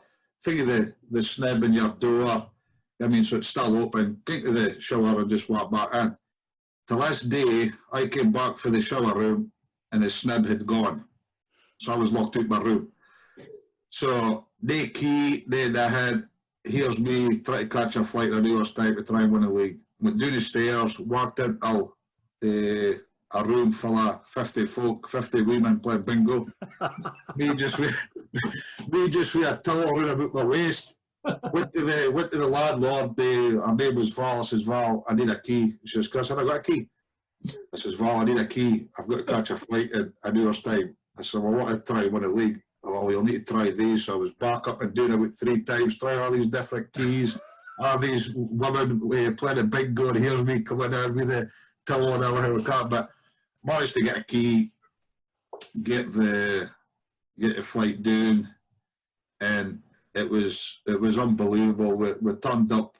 I got picked up on the bus at King Street. We turned at Alcove, Gran, I think it was early. It was about 6:30, and you just couldn't believe what you were seeing. The queue of Brough supporters was all the way right back and queued up at 6:30 at night, and even just seeing that gave you.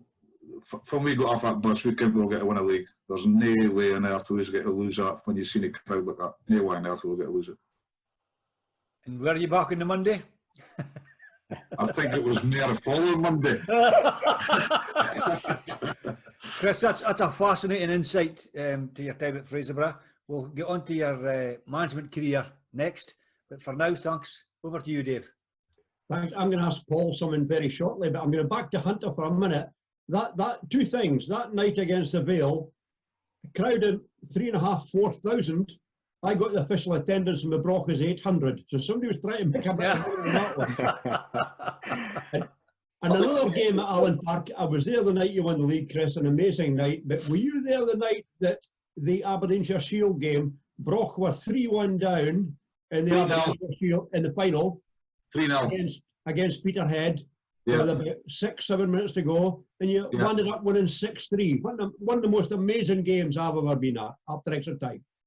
Yeah, the funny thing, that game, Dave, is we were 3-0 down, and Ivor Perry got a ball and he sclaffed it to me, and I think he came out, it was about 25-30 yards, and I just got it and just kind of in a half volley lobbed it over his head. And I mean, we did it spark us in that game? But Russell McBride, Mikey Stephen came on. They were both subs that day. They came on. Mikey, well, I got a fast lead 3-1. Gave us a wee bit of left. Then I think Mikey scored the next game, and then that gave us a real hunger. And then I think McBride scored last kick of the ball, and then they were done in extra time. But the funny thing was after the game, we heard that they were up. It was Fun Cove had their glass top, kind of overlooking.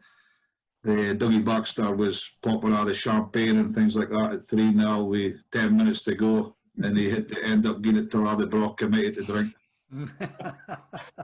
Happy days, Kris. Yeah. Paul, happy days for you also. After 6-7 seasons at West Hill Boys Club, a magnificent move, a huge move to Glasgow Celtic. Yeah, like I said earlier, trained by a few clubs and stuff, and ended up at Celtic.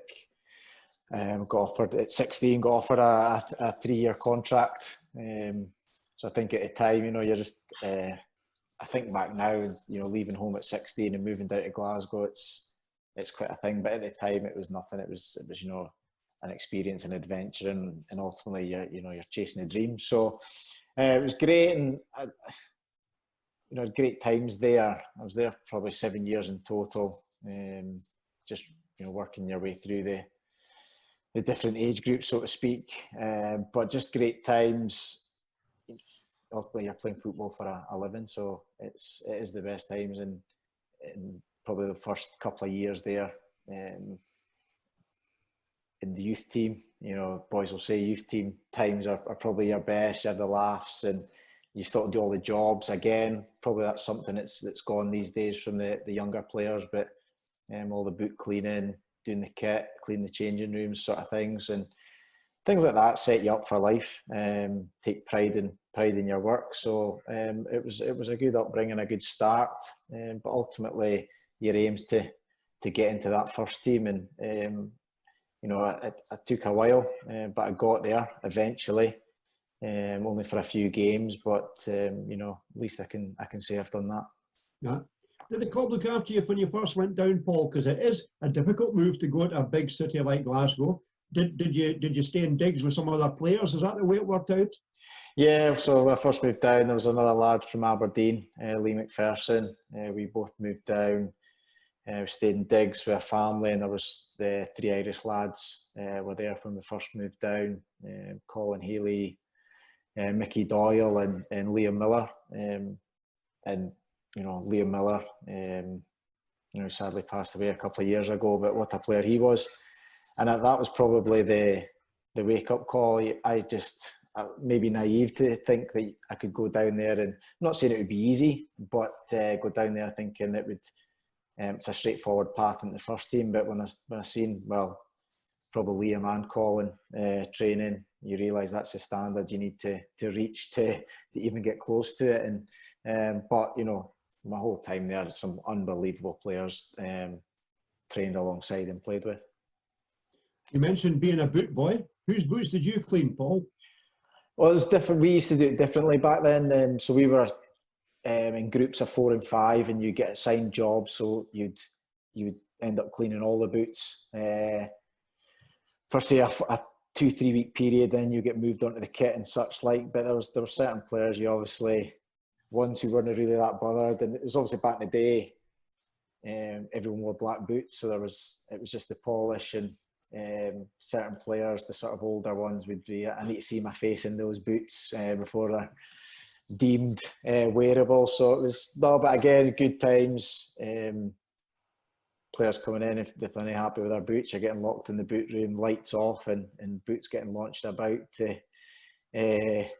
sort of punish you in a sense. But no, like I say, it did set you up in terms of life and standards and things like that.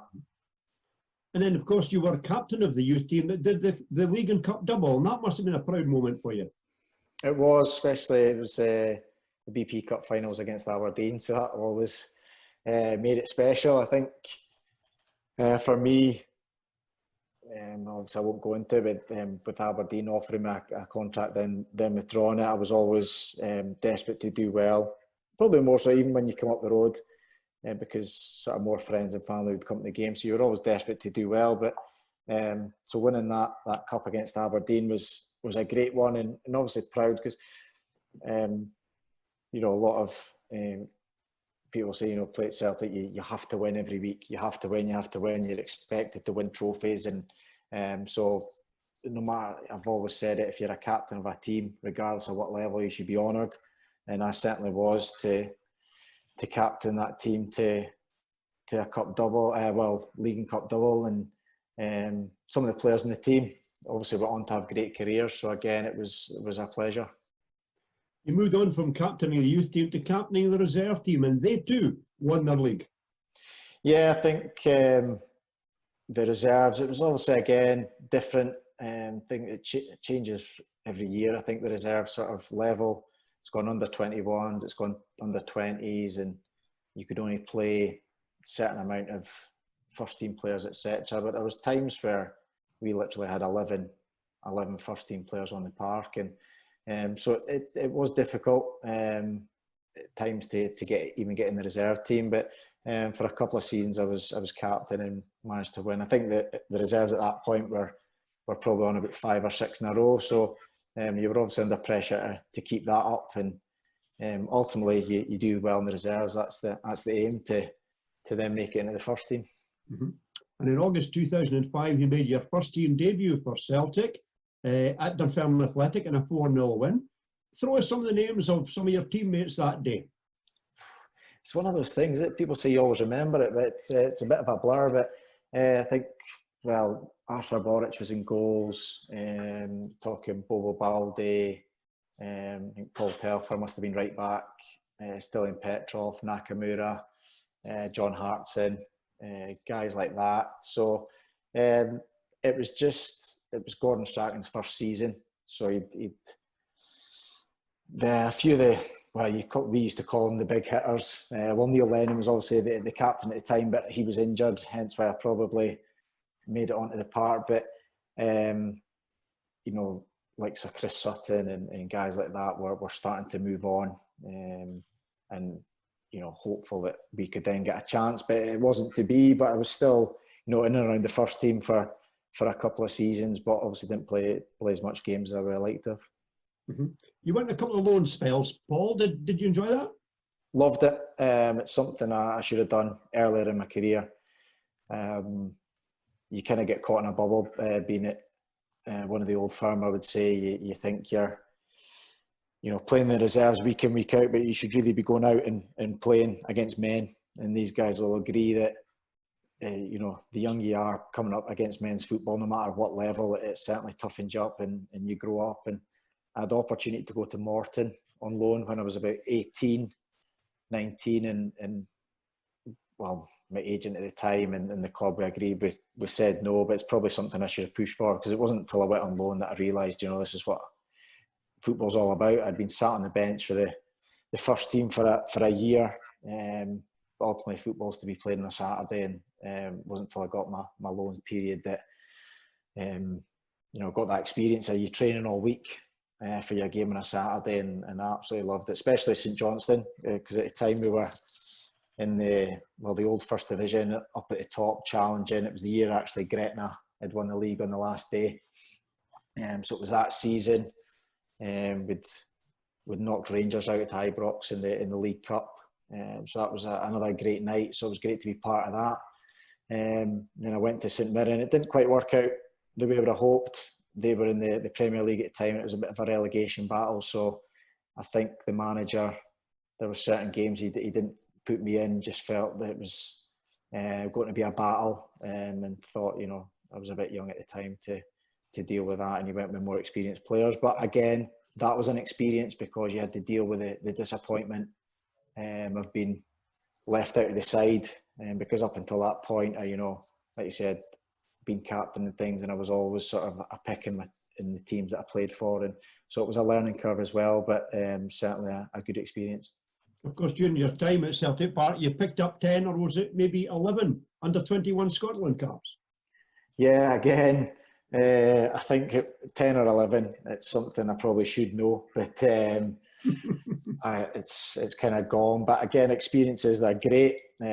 Played with Scotland under 16s, 18s, 20s, 21s. So great experience again, playing all around Europe and getting to see, well, you like to say you got to see countries, but you'd see a hotel, a training field and a plane. So it's not quite as glamorous as you think. But I think we used to get the odd night out with the 21s, because it was back in the days where whoever the first full squad were playing, the 21s would travel and we would play the night before against whatever nation. And so we'd charter a flight over on the Monday, we would play Tuesday, and then we would get a night out on the Tuesday night before going to watch the first team on a Wednesday and then fly home. So that wasn't too bad. We had a few characters in the squads, and again, it's all great experiences. And it just passed me by a little bit, and it's I probably should have taken more in than I actually did.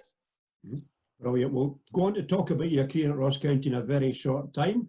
I saw Mr. Hunter putting his hand up. When he's speaking, and back to Martin, I've just been handed a plate of barberries and pot soy ice cream, so I might just disappear for a minute. Martin, before you go, I need to jump to the toilet. Off you go. Sorry, Ross, I was engrossed with that, but I need to go to the toilet. I'm going to speak to somebody more important anyway, Chris, so you're all right. Dave Cormie, your first foray into management, player manager as Cumminston. First of all, two things.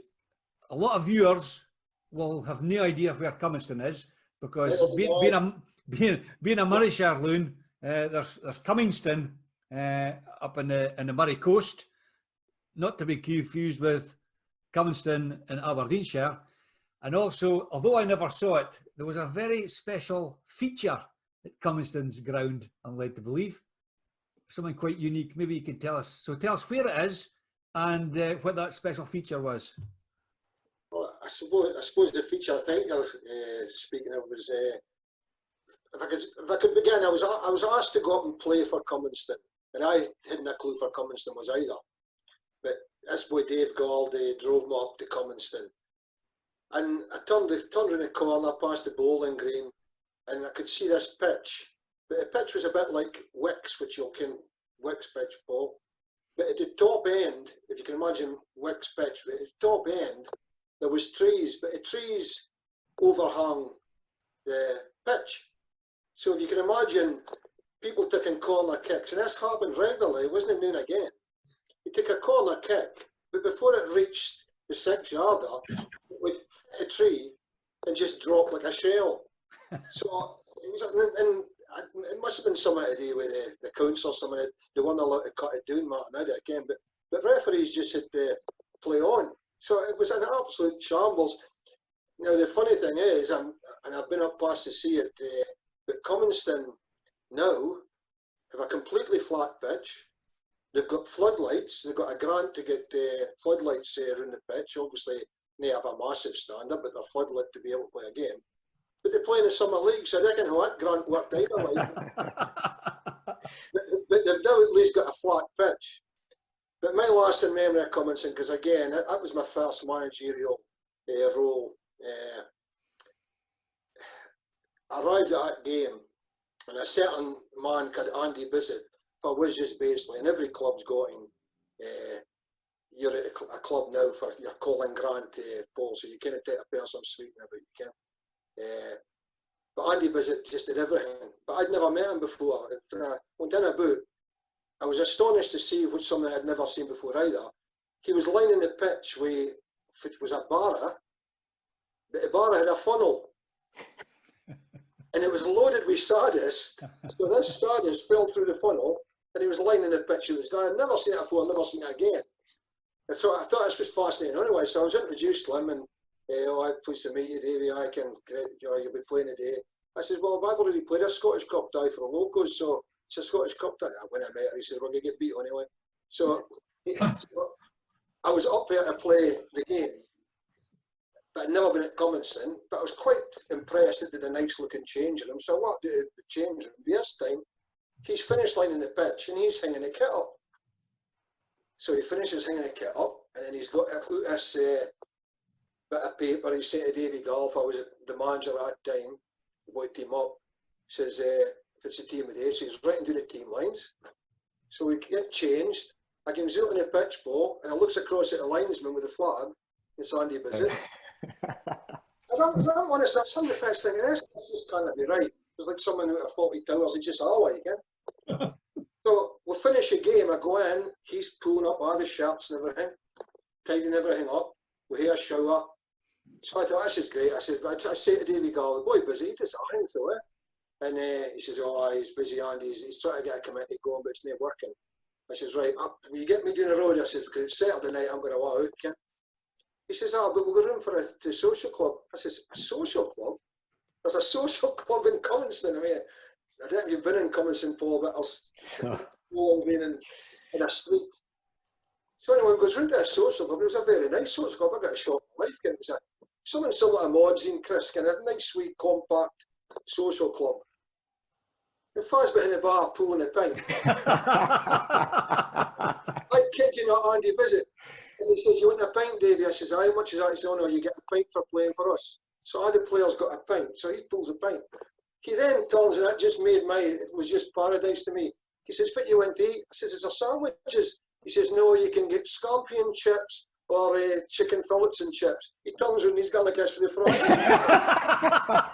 I did my basket supper, and I couldn't do anything but sign after that. But I mean, honestly, I kid you not, that man did everything at that club, and that sort of set my tone of realising that I wanted to go and be part of a club and see if you could, because I mean, I was definitely coming in my playing career, and I had a pretty bad knee injury, so I was playing with a knee bandage all the time. But I'd set me a tone. I went to go into management and help boys like that, and then I went for Commonston, and we never won a game. When you guys get maybe fed up with football, we never won a game for a calendar year. Near season, a calendar year, we never won a game. But we did start winning a few games, and he was delighted. But then I went on to the locals juniors after that. Yeah, certainly it was a great grounding for you, Dave. And as you say, you then moved to locals who were still in the juniors at the time. And that was a great challenge, because being a local loaner just a mile off it, and my father had played for the locals as well. My granddad was a groundsman here, that. So as a boy, I was kind of sitting in the back of the tractor and all this carrier. So I definitely had a feeling for the local works. I went to the local works, and they had been sleeping giants for some time. We've only been junior football at that time. And we won the league. Haven't been a 30-year spell off it. So, because your Sunny Banks, your Banks of Dees, Stony Woods, they were all the big shots, you can. But I was very fortunate. I had players, young George Reid, Ian Alexander, the great Bobby McDonald, played at San Siro and played in the FA Cup final for Man City. I had a great joy of managing him, which was a great lesson for me too, because as a manager, as you boys will ken as well, you grow all the time too, and the more challenges you get, I think the better manager you become. And Bobby was a great player, but Bobby wanted to play everything for the back all the time. And with the greatest respect, I had certain boys, Paul, that maybe couldn't play for the back, you know, they were young. So one game in particular, I think was playing against his old team, Sunnybank, and Bobby had been playing for the back, but playing in the 6-yarder with the back. I get to half time and I could see my centre half, Lennon McDonald, I just couldn't play with the back. He was a good centre half, old fashioned centre half. He says, I can't cope with this. Gets in at half time and I says to Bobby, we've got to get rid of the back. He says, Governor, he says, it's a space behind where they're wanting. You play deep, you play football for the back. I says, Bobby, if I want it played out quicker, you play it. And I went like this, it says, player, manager, manager, player. And to his credit, he just shut up, you see. So it was 30 seconds into the second half, and the dugout's still in the same positions that the locals now. They're just more modernised. The bar comes into our box, we're playing up at a social club end, comes into our box, and Bobby McDonald launches this thing out the top of the dugout, out the top of the stand, and he shouts to me, is that far enough for you, Governor? and I love players like that, because he was absolute class, but he gave me my moment to be the manager, but he basically said, I'm the up for that. And he was a great player for us. And again, I was very fortunate in my management career. I managed to either already hear a good experienced lad there, because when I arrived at the locals, Joe McCallum was there. Fantastic player throughout his senior career and his Highland League career. We celebrated his 70th birthday at the locals just about 2 months ago. Well, not just before the lockdown. And I kid you not, Joe still looks as though he could play. Great player. And then I got Bobby McDonald in about. And I think you need that, and I think you two guys will agree. It is, as I said before, important to get your own sort of stamp on the park without you being on there. And Bobby McDonald and Joe McCallum certainly brought a young locals side that went on. And Kenny Cole played up top with Jim Finlay and George Reid. I mean, we're just scoring goals every week, and we knocked the Banks of Dees and the Sunny Banks them off at Perth for a wee while weekend. And a second league title a couple of years later as well. I think I think if I was there, the second title, I think Cup Tie had stolen my thunder, because I moved on to Cove Rangers for a year. Okay. George Middleton, my coach at the locals, had moved on to help Jimmy Wilson at Cove Rangers, and Jimmy didn't like it, so he came out after about a month, I think, and I was shipped in as a young manager at Cove Rangers. Everybody told me I was too young, but I can't better. They were Dave, right, I was wrong. Dave, fascinating stuff. Great to hear stories with the late great Andy Bissett. He was a real character. You don't take teeth, I go in different directions, but a lovely man. He many years ago, when I was secretary of Aberdeenshire FA, I had a meeting, had to meet Sandy Stables at Keith, and when I arrived for the meeting, who's in the boardroom but Andy Bissett? And Sandy says, sorry, Barry, I'm running a wee bit behind schedule, I'll just be a couple of minutes. I made to go. He said, no, bite for you, we're just signing a player. He says, have you met Andy Bissett? And I hadn't at that time. So he introduced me, and they got their paperwork done, and off he went. And Sandy says, I've been at ham for years for Turriff United to come into the league. I'll get my boy. They'll be in the league. You wait and see. And he was, it took a good while, but he got his way in the end. And unfortunately, Andy Bissett didn't get the opportunity to see it come to fruition. Lovely man, though. Thanks for that, Dave. Dave Edwards. Yeah, talking about Cumminston, here's a quiz question for all of you. Who's the Cumminston boy who went on to play for Martin United and then became a legend at Pittodrie? I think you know this one. Charlie Esselman? Nope. No, he's a record breaker with Aberdeen. Would that be right? Correct. Yeah. Correct. Over 300 games without missing one. Oh. Fullback. Ollie Shewan? Correct. There you go. Cumminston boy. Aye, but give me and Lawson a chance here. Exactly. Exactly. Best quiz I've ever won, Kris. Well, Mr. Hunter, you cut your management teeth at Mod Juniors. Yep. You enjoy that, Kris? I really enjoyed my time at Mod. Like I said, I got a wee bit disgruntled at Fraserburgh.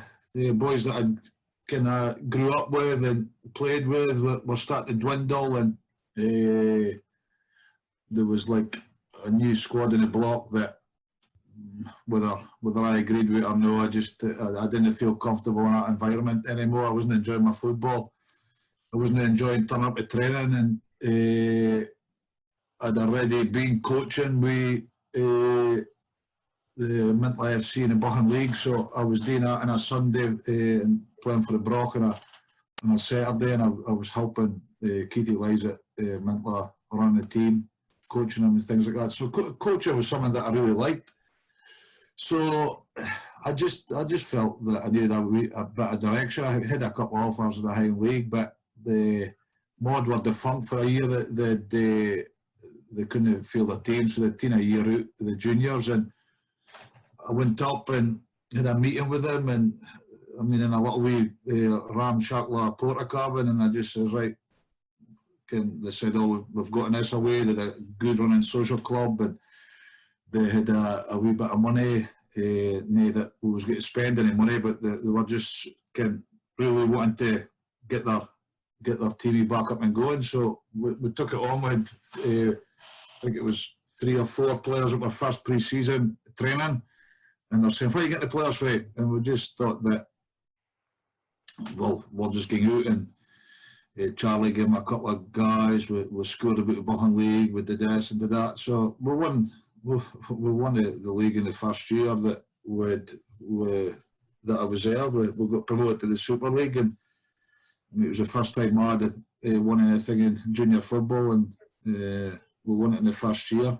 We did get relegated the second year. We won already. It just showed us in the second year, once we did come down, but with a lot of young players, but we just weren't ready to sustain it. But I think 2 years after that, we got promoted again, and as runners-up this time.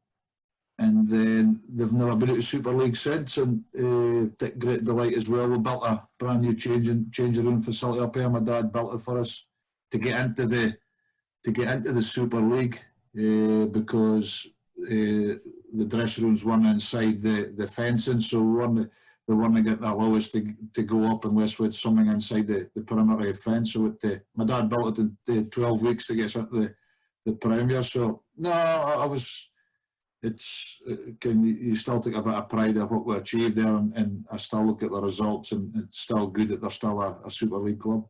Mm-hmm. And after 6 years at Mod, you moved on to Turriff United. Yeah, well, it was coming at the time at Mod as well that I think I was getting a wee bit of stale as well. I think it was a time that Moby was with me at Mod, and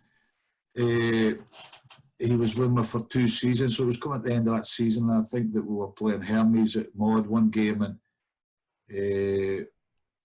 Moby got some amount of abuse for the side of the park that game, and I just felt myself that I wasn't want to be involved in that anymore. It was just horrible. He's been a mate of mine since we came 5, and I just thought that what he's done in football, and that was before he went and signed for Bucky. He had a couple of years with me at Mod.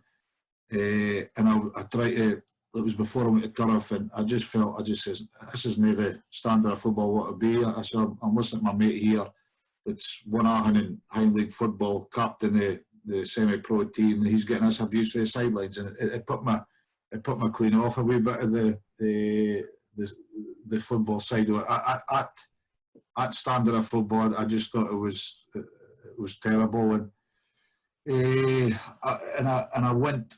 I says, I need to, we didn't have a good season, I said, I need to go and strengthen the team, and big Dave McKenzie that you had at Inverurie, Dave, I went and phoned him. He was up at Turriff, and I says, Dave, I want you to come to tomorrow would you come? And he says, well, that's very strange, he says, because my chairman's wanting for you to come to Turf and take him into the Highland League. So I went for a conversation with me trying to save Dave McKenzie till going up to speak to Turf the following week and watch him a couple of games. And then I went up and had a meeting with him, and it was funny because it says, right, what kind of wages do we put players on? They were starting from scratch, and we just had to go in and just put a base on it, and then a basic wage, and can I put my views to how I thought that they need to go. And I said, well, there's a budget. What do you mean a budget? I said, well, we need some sort of budget, but there was no budget in place. There was nothing, and the team that they did have, I think, would have been relegated that season. I think they finished bottom of the Super League, so they would have been back at the First Division. So they needed changes in the playing front as well. But I liked their ambition. I liked the guys that were up there. And I liked the facility. The park was excellent. And it was an opportunity for me to get into the Highland League, which I always wanted to do. And of course, you led Turf United to their first ever trophy in the Highland League. If I remember rightly, was it at Peterhead, and it was a victory over Aberdeen? That's my recollection? Maybe I'm wrong.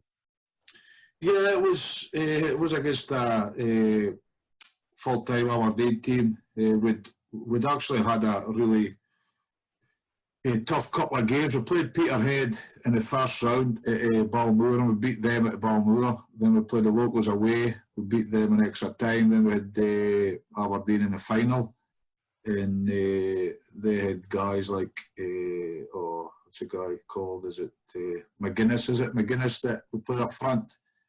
They had him. They had Payton. They had Nicky Lowe.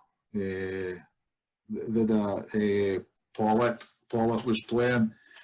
So they had a pretty strong team. But I remember because they were full time, and I think it was Neil Cooper, Craig Brown, and Archie Knox was there as well. And I remember going into the dressing room and just before kick-off, and I just seen the guy. I think it's, what was his name? Payton. You're probably, what was his name? Paul Paul Payton. No, the guy Payton played on the wing.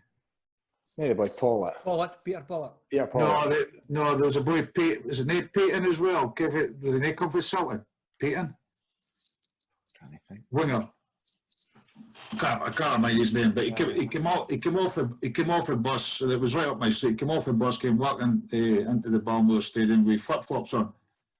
So, cup final, we're suited and booted, and he comes off the bus with his tracksuit around his waist and flip-flops and everything like that. So, me being me, I just walked right in, something I'm doing, and I says to Dave McKenzie, I says, Dave, do you believe that boy just come off the bus? He says, oh, and I says, he's got flip-flops on, Davey. Thinks he's about to go on a holiday. He says, that's so easy, he thinks his game's going to beat. So that was Dave McKenzie, he was just ready to go. So we beat him 2-0, and it was more undeserved because I think that we had a goal disallowed just about 5 minutes for the end as well. Gary Harris was offside, but it was more undeserved. And I think the team that we had then was the following season, it gave them a real lift, and we were sitting top of the league for a lot of the season, but we just dwindled away. But the team that I had there, it was a young team that we'd built with a lot of kind of experience, like the Cowie brothers, Mark and Dean, Grant Noble, Gary Harris, again with Cammy Bowden had just started, Dave McKenzie.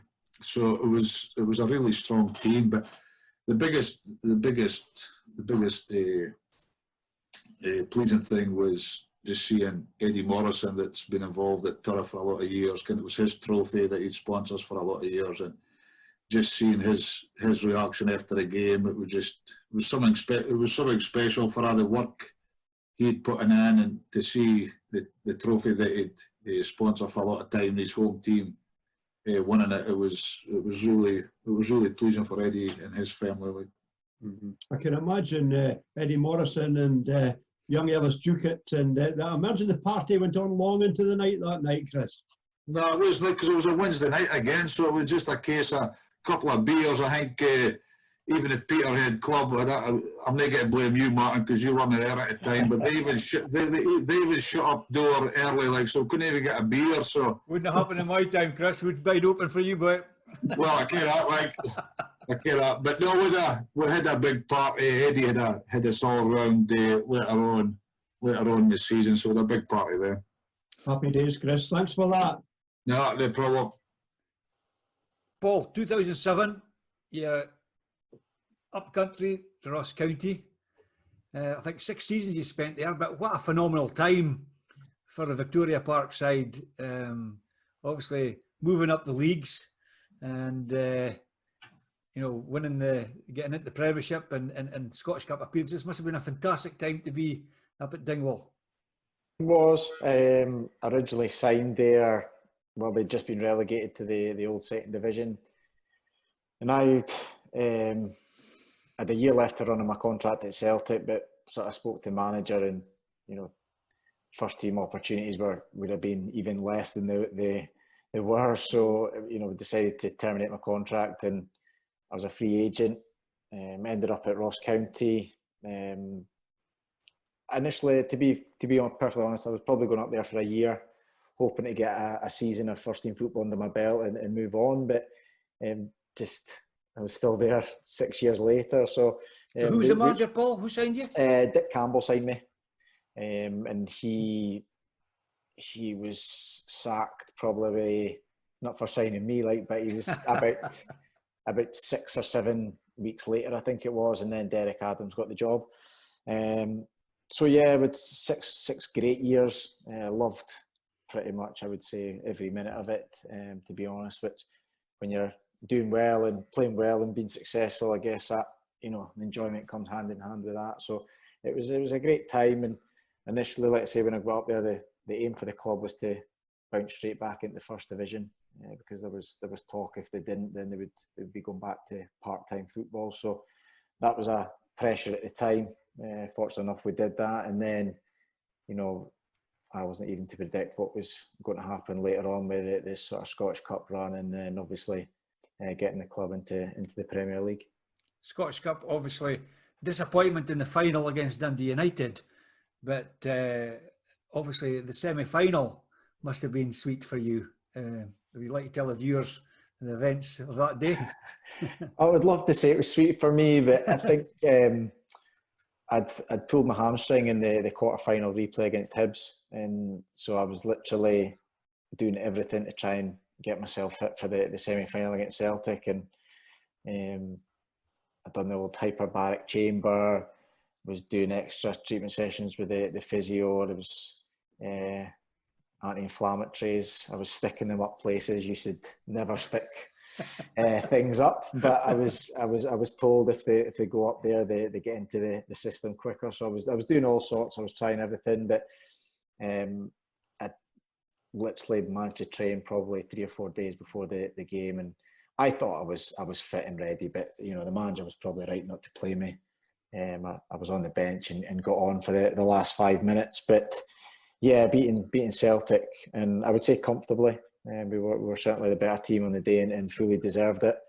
The boys were outstanding, and I think coming on, let's say, for the last 5 minutes, and you're knocking the ball about at Hampden, and the Ross County fans are shouting "Ole" against Celtic, and so that's something that has to stay with you forever, and probably I can't say that would have happened too often to them. So that was obviously special, and I think the final was maybe just a step too far for us. We didn't really turn up on the day. Well, obviously disappointing in the final, but a year later, you got your hands in a cup. Yeah, Jimmy Calderwood was the manager. He'd come in at that time.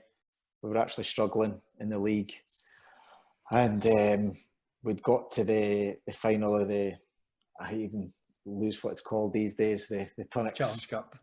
We'll say the Challenge Cup.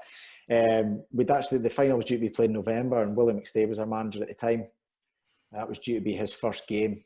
The game got called off. We got called off the following week, so then it got moved to sort of March time. And by that time, Willie had lost his job, and Jimmy had come in. So we beat Queen of the South in the final, which was again, it was just nice to get your hands on a trophy. And yeah, it's not one of the majors in the Scottish game, but for any team outside the Premier League, it's a nice trophy to win. And it was a good day. And with Jimmy Calderwood in charge, the celebrations were good afterwards. And if you weren't done there, the next season, you're with the club and you win the First Division Championship and you're in the Premiership. Yeah, I think that's the sort of best season in terms of enjoyment, football. We went I think it was 36 games unbeaten. So we'd done it in style. I think we won the league by about 20 odd points. So we'd certainly cruised it. But just surreal getting the team to the Premier League. I don't think anybody would have thought. It is a well supported club for the size of it. It's got a huge following up north, but in terms of your attendance per game, it's not the biggest, and obviously classed as a small club. But to get them into the Premier League and obviously finish fifth that season was the following season. Was special, and that's things that will always stay with me, and certainly I'm proud to have been a part of, and it's a club I hold very close to my heart. Yeah, I think we've agreed in weeks previously with various guests on that Ross County, despite the fact that they're up there now, as you could say, they've never lost their roots, their Highland League roots. It's a homely club, it's a welcoming club. I certainly find that you're always welcome back. I get a chance to go back that often, but when you do go back, the Donny McBains of this world. The whole atmosphere at Victoria Park, it's just hasn't lost that connection with the players and the fans, etc. And as you say, they're really well supported in Caithness and beyond.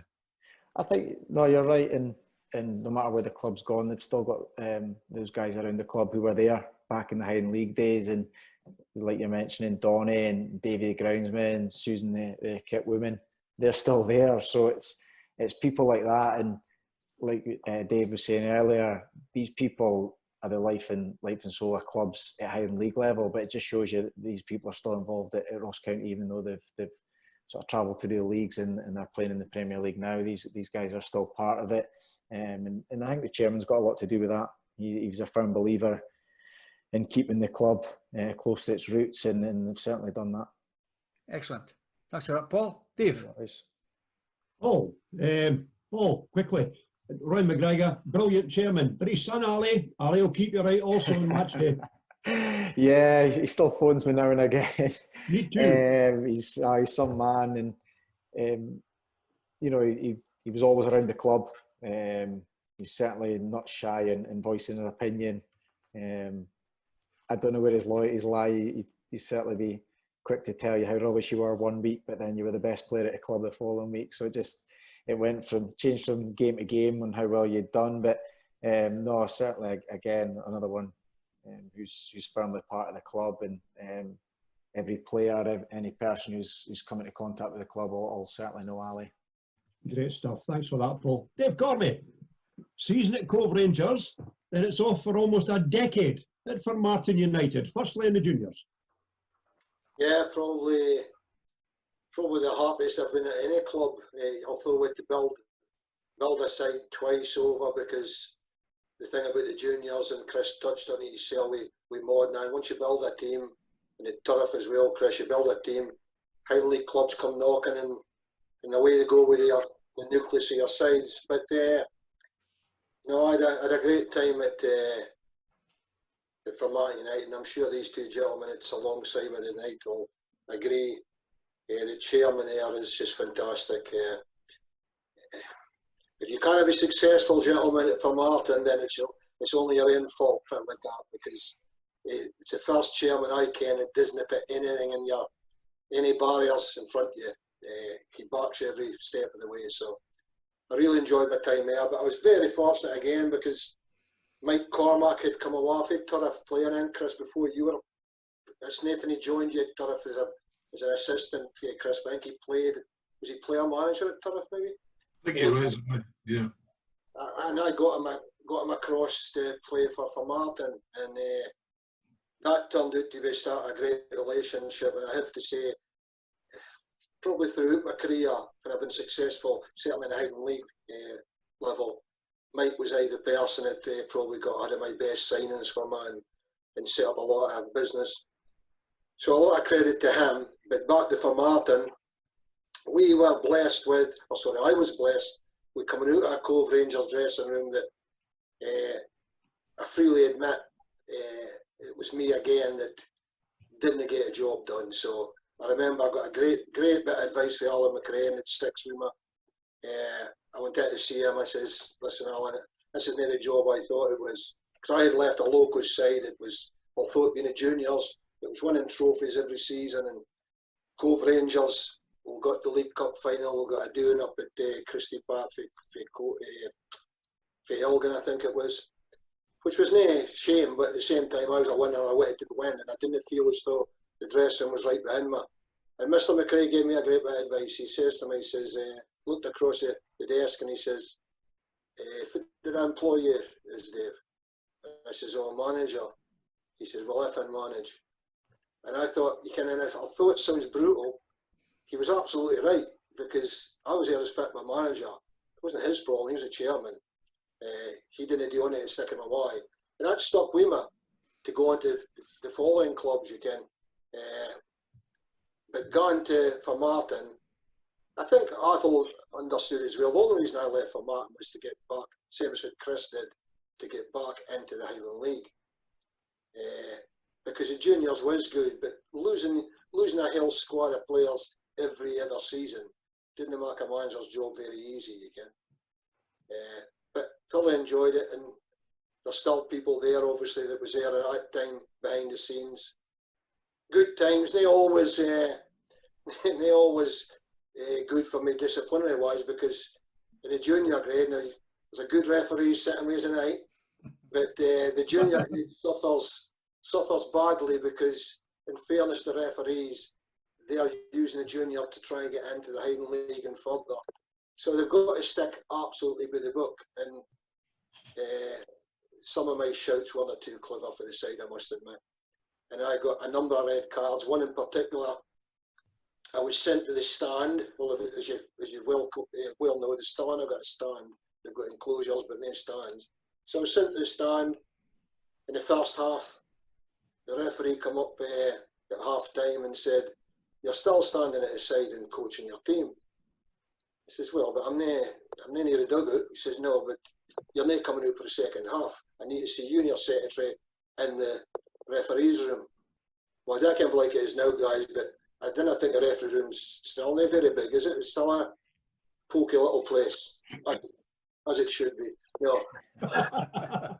So the secretary, Ian Day at the time, him and his briefcase, myself, went into the referee's room, but I was 2 lines with a referee, myself and Ian Day, something like that.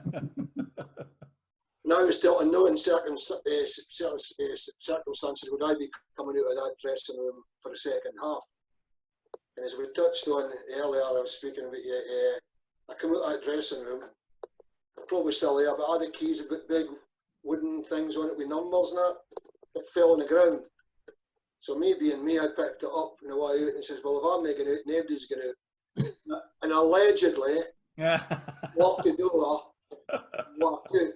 Now, I kid you not, I must have walked out to the pitch and back up, which even in my fitness level must have taken about 30 seconds. But the letter I got for the Junior Association, you'd have thought the fire brigade had been called in battle to get them out again. But that led me on to probably the first time I met Kris during Fitbar, up to a disciplinary meeting at Huntly for was both up in front of the Beaks. But because I was the North Region Junior Select Manager at the time, I didn't really think I was going to get a big ban, and it was obviously just an alleged occurrence. So I explained what happened. I've got found not guilty and fined £50, so what that you can.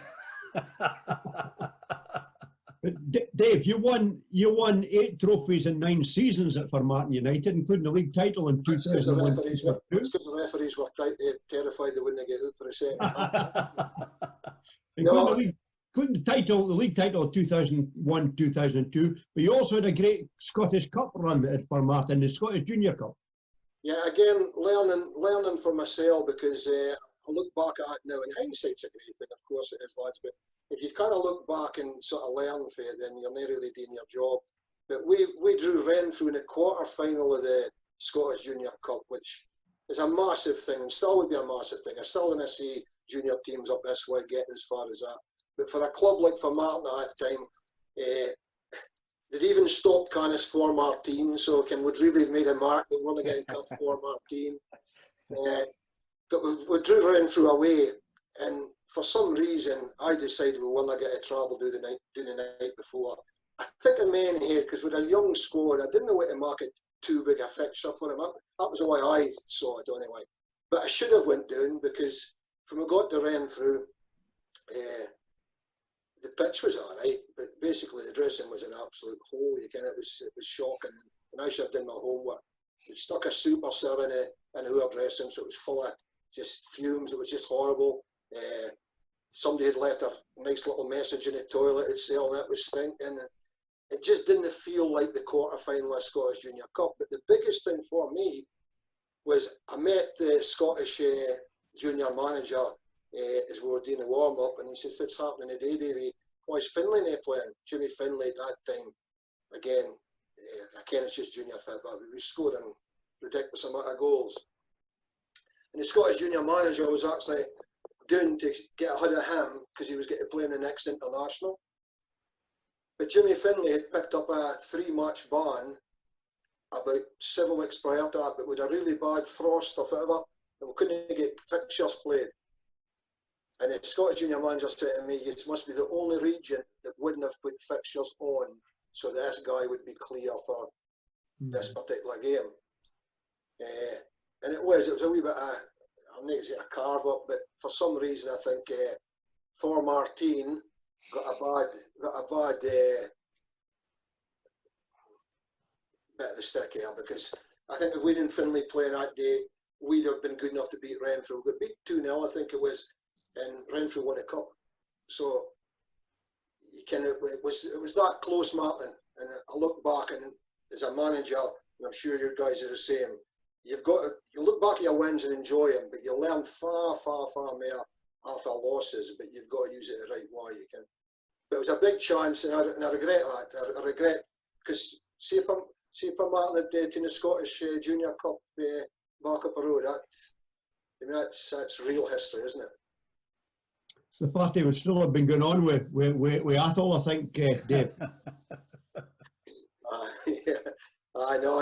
Again, I mean, Athol, like myself, was surrounded by really good people. I had Mike Cormack and various other people who supported me on the coaching stuff. But Athol's got good committee members there as well. There's a lot of guys there that I must admit I was kind of hard on as well, kind of asking what they did and what they didn't do and whatever. But that was just my why. But they worked really hard at the game. What they do. Everybody's got a job there. I remember I was getting to take somebody from Inverurie across to do a job in the committee, and Athol says, "That's fine, Davey, if it's a get to do." I said, "Well, they'll just do whatever you tell them that." He said, "We don't work like that." He says, "Everybody's got a job." And I thought it was brilliant as well, basically saying, you just hide in the dressing room and forget about the committee. Everybody's got a job. And that was our things to be learning as well. And great times at Formartine. With a trip to Shetland, played 2 games at Shetland. And I can't this kind of chairman probably still, Paul, but we had an absolute howler in the set. Was it Friday night we played with 2 games anyway? But the first game, the Shetland team absolutely annihilated us. And again, I wasn't aware if it like they would be, but they had some real quality, and they absolutely murdered us 4 or 5-0. And they were taking us out at night, and in Shetland they can drink, boy, I tell you. And it's real stuff. You put the whiskey to your face up there, and It's brutal stuff. So the next day, we want to play another game, and I'm thinking, well, my players were out last night. So we're sort of panicking. Ian Thames was my assistant at that time. I said, we'll get a do in a day. If it's a chair, we get to say, he's paid for this trip and all. So I got Thaner. I did a brave thing and got Thaner to phone Arthur. And Arthur says, no problem, best of luck today. He says, put a card behind the bar, so make sure the boys get a drink after the game. He couldn't have been better ways, and lo and behold, we wouldn't won a second game. So it was a great trip. But coming off the boat at Shetland, me being the person that thinks he kens everything, I turned to the committee and says, you better get your blazers now on, guys, because there'll be a few folk waiting for us to come off this boat. So they all went and got their blazers and everything on. And again, we got off the boat, not a soul there to meet us. So, so I was putting my place again, Martin. Happy times. We won four cups in 1 week, kind of like the juniors are. The hand trophies out, so it was but Arthur loved that. We went to the Junior Association dinner at the end of the season, and the table was just full of trophies. And I mind Adrian Thompson, you can heads up. He's a great character on Junior Fit, but the raffle was getting drawn, and he turns to his wife, and it's not Eileen, but it's something like that. He says, come on, Eileen, come on, they won this as real. Yeah. Brilliant. Happy days and great memories, Davey. Great times. Thanks for that, Davey. Chris, you in 2011, you go back to where it all started, taking over from the legendary Charlie Duncan, the man who is the UK's longest serving manager. Big shoes to fill at Belslea. You pick up a trophy in your first season, but to go back and manage the club that you played for 11 years, a big deal, yeah. No, it was a massive deal for me for one, again, the history that it did here before I even started playing with my dad and things like that, and the memories I had with my dad playing there, and then all the good times as a player there, and I mean, with trophies I won and playing under Charlie, and I always had the ambition to one day go back there as a manager, but I didn't think it would probably come as quickly as it did, because I was just starting to build something that I thought was special at Turf, and with ambition, the ambition they had there, that I was really enjoying my time there. And when the call did come, it was a massive decision, because I didn't know what to leave. I didn't know what to leave Turf, and I think that it was a massive rebuilding project at Fraserburgh with the Y. I don't think they'd won a trophy in 7 years or something, or five or 7 years. So I think it needed a big turnaround there as well. But and I didn't.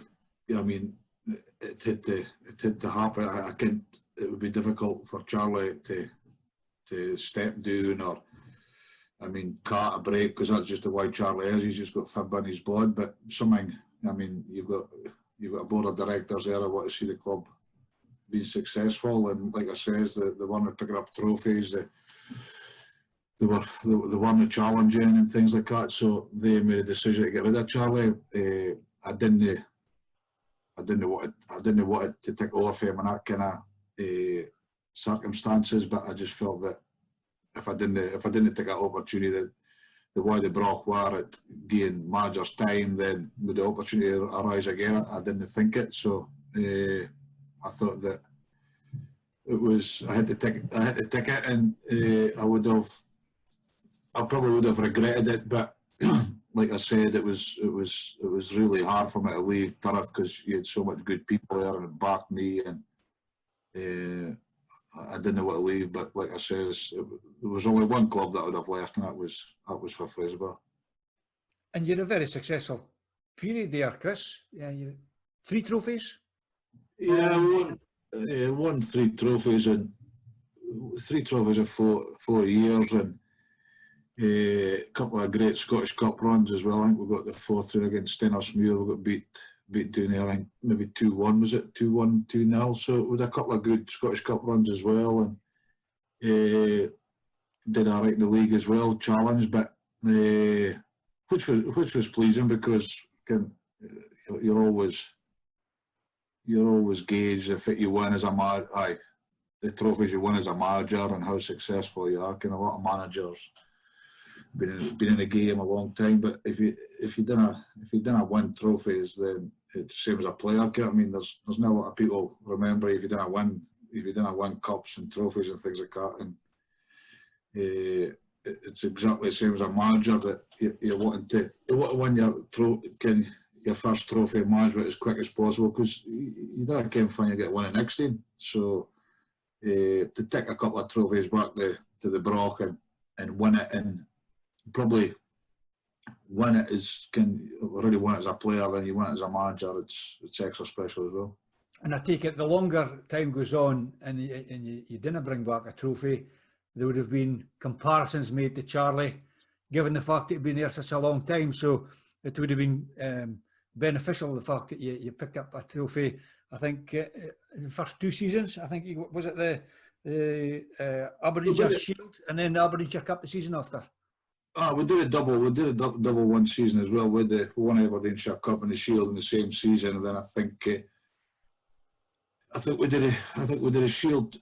Was it Shield twice? According to my researcher, yeah, you won the cup twice. You won Aberdeenshire Cup twice. That's right. We won a Shield. We won a Shield against Banks of Dee, and we won the Cup against Martin and Bucky. Yeah, and because Fraser would have had a long-standing love affair with Aberdeenshire Shield, it seems to be. Oh, in fact, I could actually say you've had a long-standing affair with Aberdeenshire Shield, given the fact that it's been regularly. I think it's about 6, maybe 5 or 6 as player and manager. Like, so that's a good. Well, we turf as well, so I think it's about 6. Yeah, but it was good, and Paul and Dave will tell you as a player, it's good to win things, but I think it's even better when you're a manager. When you get a trophy under your belt, it's even better, because it feels like, I mean, your hard work as a player, you've just got to go to the park and can perform, but as a manager, you've got to pick a team, get your tactics right and all like that. Make sure the biggest thing is that you're keeping your chairman, your directors happy as well. So I think it's a lot better winning as a manager than it was as a player. Well, I think you're very fortunate. There's not many people can say they can win trophies with a club and then go back and win trophies with the same club as a manager. So hats off to you, Kris. No, thank you, man. Thank you. It's something very special. Dave, I'm conscious of the fact that somebody's mucked up the script and you've got 2 stints coming up. So we'll just go with it. I'm not going to change it now. So over to you. Well, after 6 successful and happy years at Victoria Park with Ross County, it was a move to Motherwell. How did that one come about? Well, obviously it was a freedom of contract. My contract was coming to an end at Ross County, and early in that season, I'd would be saying not seen eye to eye with the manager. No fallout in particular. I was out the team. Wasn't even in match day squads and things like that. So I'd had my heart set on leaving at the end of the season anyway. As the season progressed, I kind of got back into the team around about Christmas time and ended up playing every game after that, which finished off a great season for the club. And Ross County had offered me a new contract, but I'd kind of personal circumstances as well, looking to get back down to Glasgow and things like that. And my agent had just got in touch and said, Stuart McCall was interested in bringing me to Motherwell, and it just kind of seemed to fit in perfectly with, like I say, personal circumstances at the time. And hindsight's a great thing. Dave touched on it earlier. I probably should have stayed, but at that time, certain things dictated that, and I moved back down the road. And great club, great people. Stuart McCall was a great manager, great man manager. I got a lot of time for him, but my time there was obviously hampered by injuries.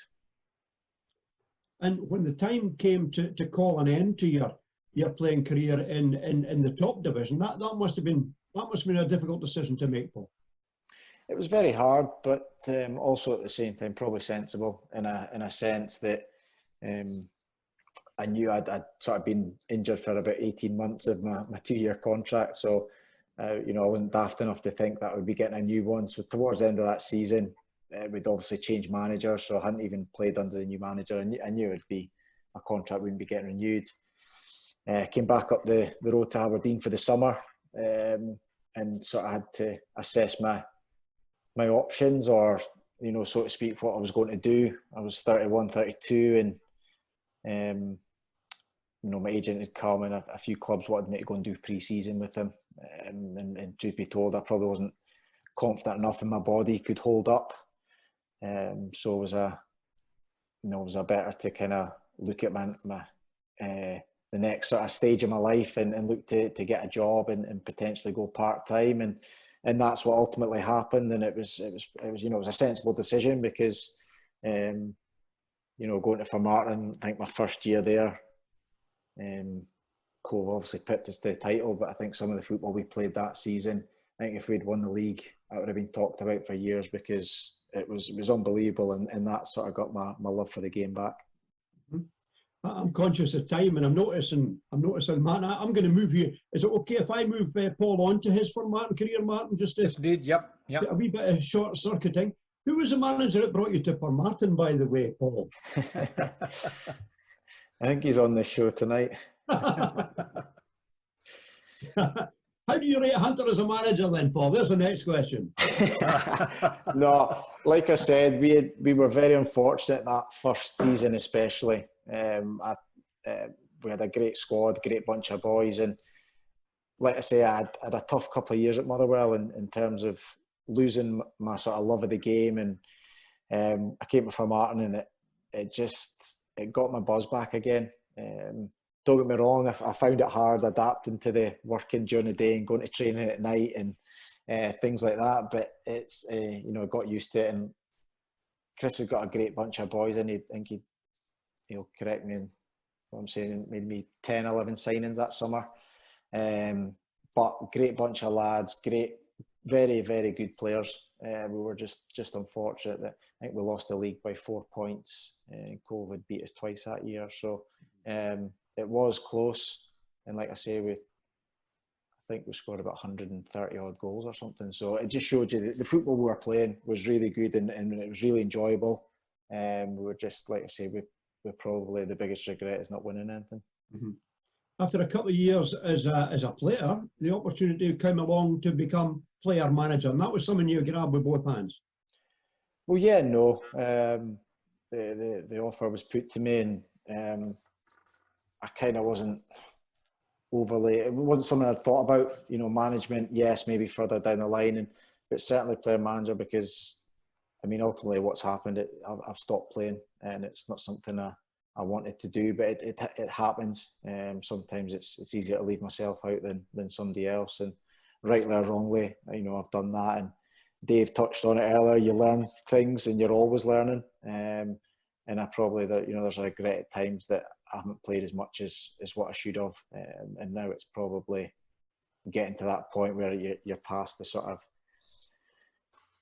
fitness point where you're getting frustrated with yourself and not being able to do the things you used to be able to do. So it's time to maybe step back and just concentrate fully on the managing. Mm-hmm. How important is it to have as a sounding board your brother-in-law Russell Anderson with you in the dugout? Well, for me, it's massive. He was one of the big reasons I accepted the offer, because, let's say, I hadn't thought about anything.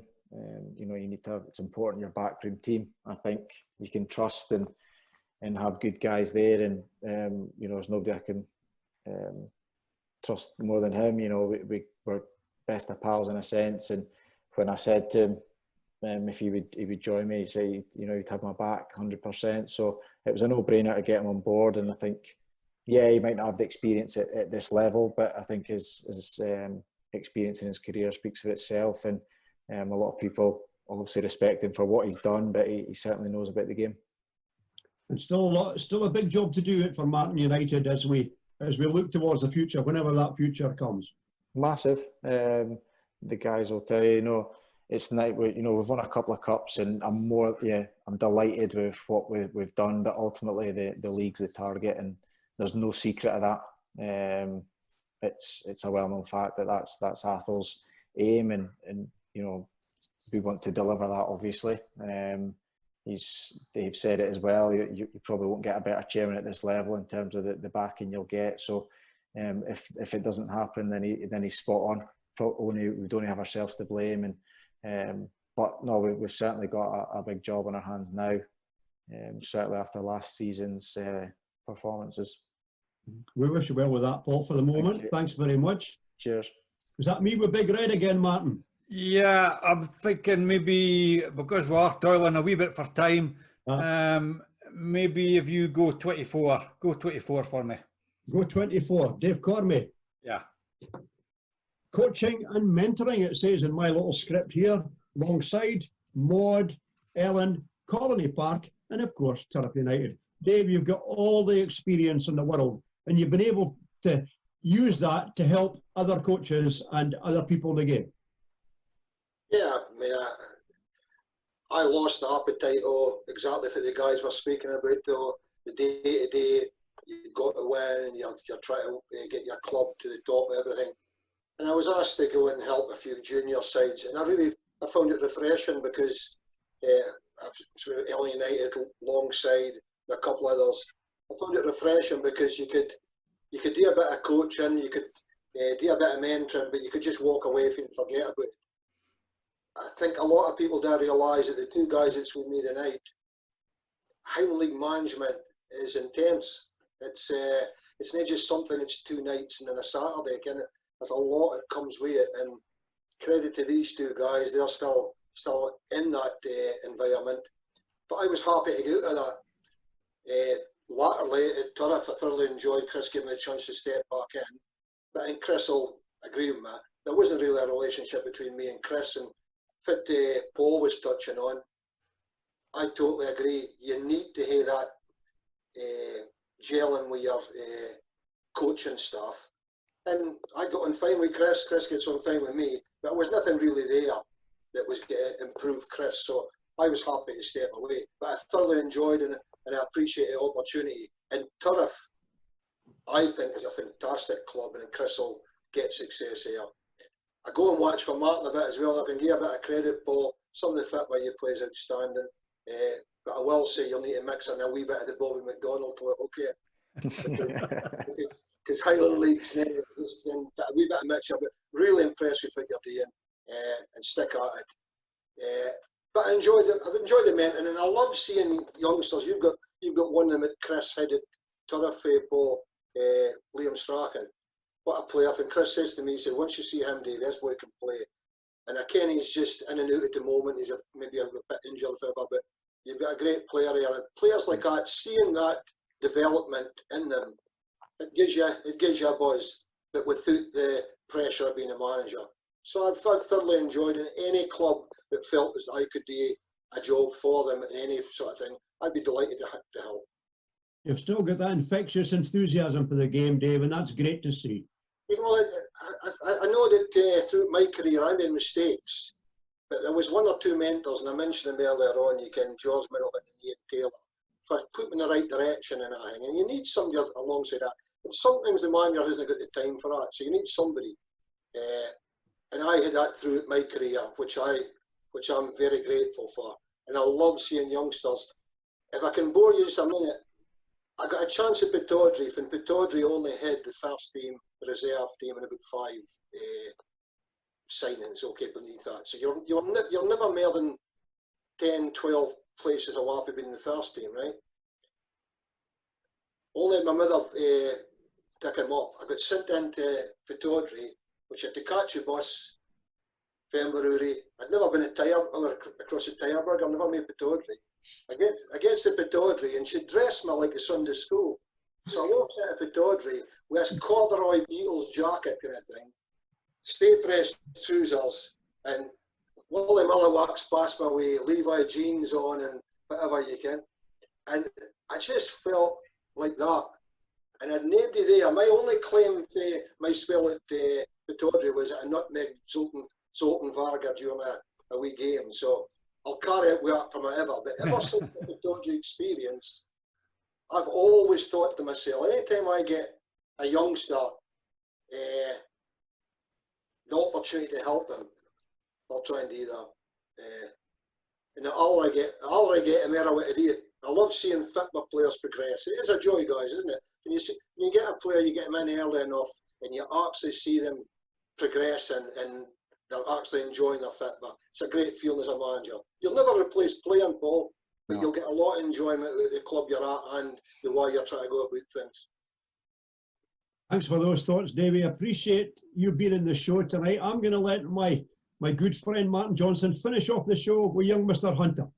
Kris, as we said at the top of the show, you've got a very young side at Turf. Yeah. Early days.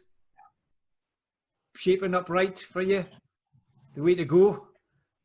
Yeah, well, time will tell, but it's the path that we're going to go down, and it's the only path that we can go down because the club hasn't got money to can take in players and give them fees or wages that other clubs above us can afford to do. And to me, unless you get really good players that are worth that kind of money, and there's not a lot of them out there now, then you're better going with young talented loons that are going to give you their all and want to make a name for themselves in the Highland League. And that's just the path that we're going to go down. I mean, could argue you've got the edge on other clubs because youngsters will see that they'll get a chance.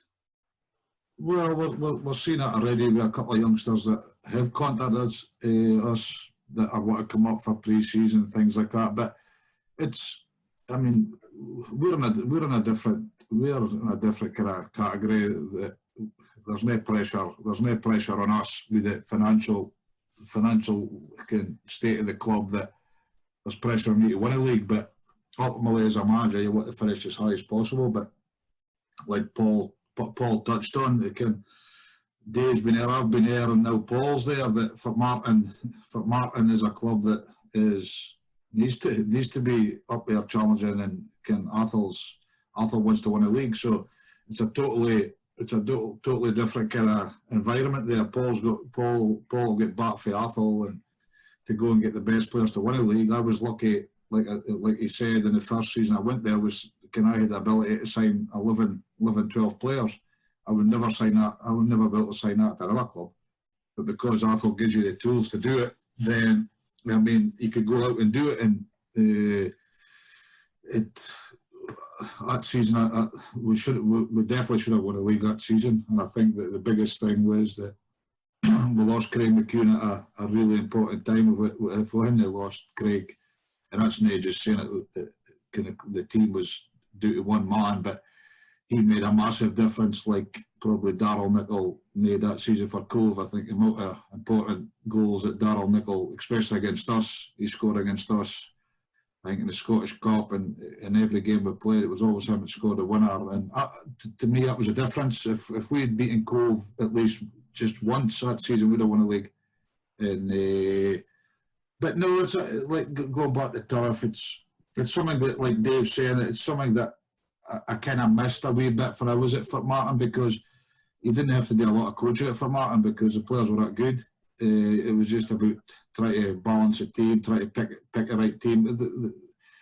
The training was absolutely a joy to take, because the standard was so high, because you were getting that kind of players coming down for, like Paul coming for full time, and even like possession games and things like that. I've never seen it played at high intensity in a bar, getting knocked about.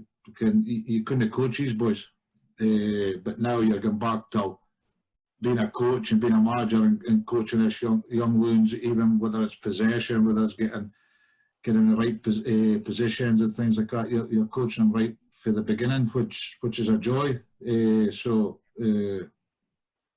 we'll all get there, but it's just going to take a couple of years. And like I says, it took Charlie 15 years to start winning trophies. I hope it's not going to take that long, because I don't think I'll be in it as long as Charlie, but No, I would say gives a couple of years is can still promoting us, and even if we win a cup, you can win 3 games in the Aberdeenshire Cups, and you can win a trophy. So we started like that with Fraser, but it gives you a wee bit of hunger winning your first trophy as a player, and then you want to do more. But now let's get the cup runs.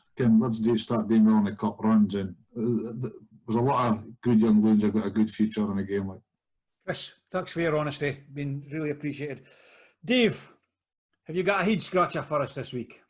I've got a head scratcher, and like Jeremy Vine in his programme in the mornings on the television, it's a multiple choice question. It's a 2-part multiple choice question. Well, that'll test the Well, editor tonight.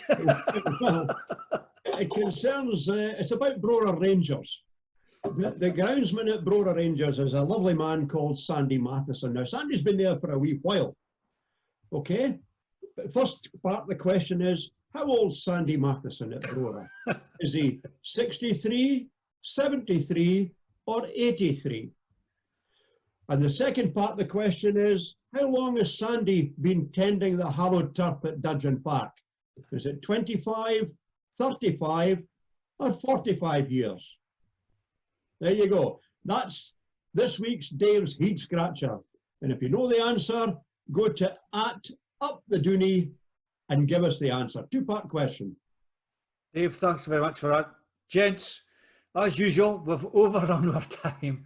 It was a say to the viewers every week, you didn't have to watch the show the whole way through. You can stop halfway through, go for your supper, build a house, swim the channel, and come back and watch the second half later on. To our 3 guests, Dave Cormie, Kris Hunter, Paul Lawson, thank you so much for your participation. It's been fantastic hearing your stories. To Abdi back home, keep safe, and we'll see you next week. But not before I tell you, our guests next week have some unfinished business. Thank you and good night.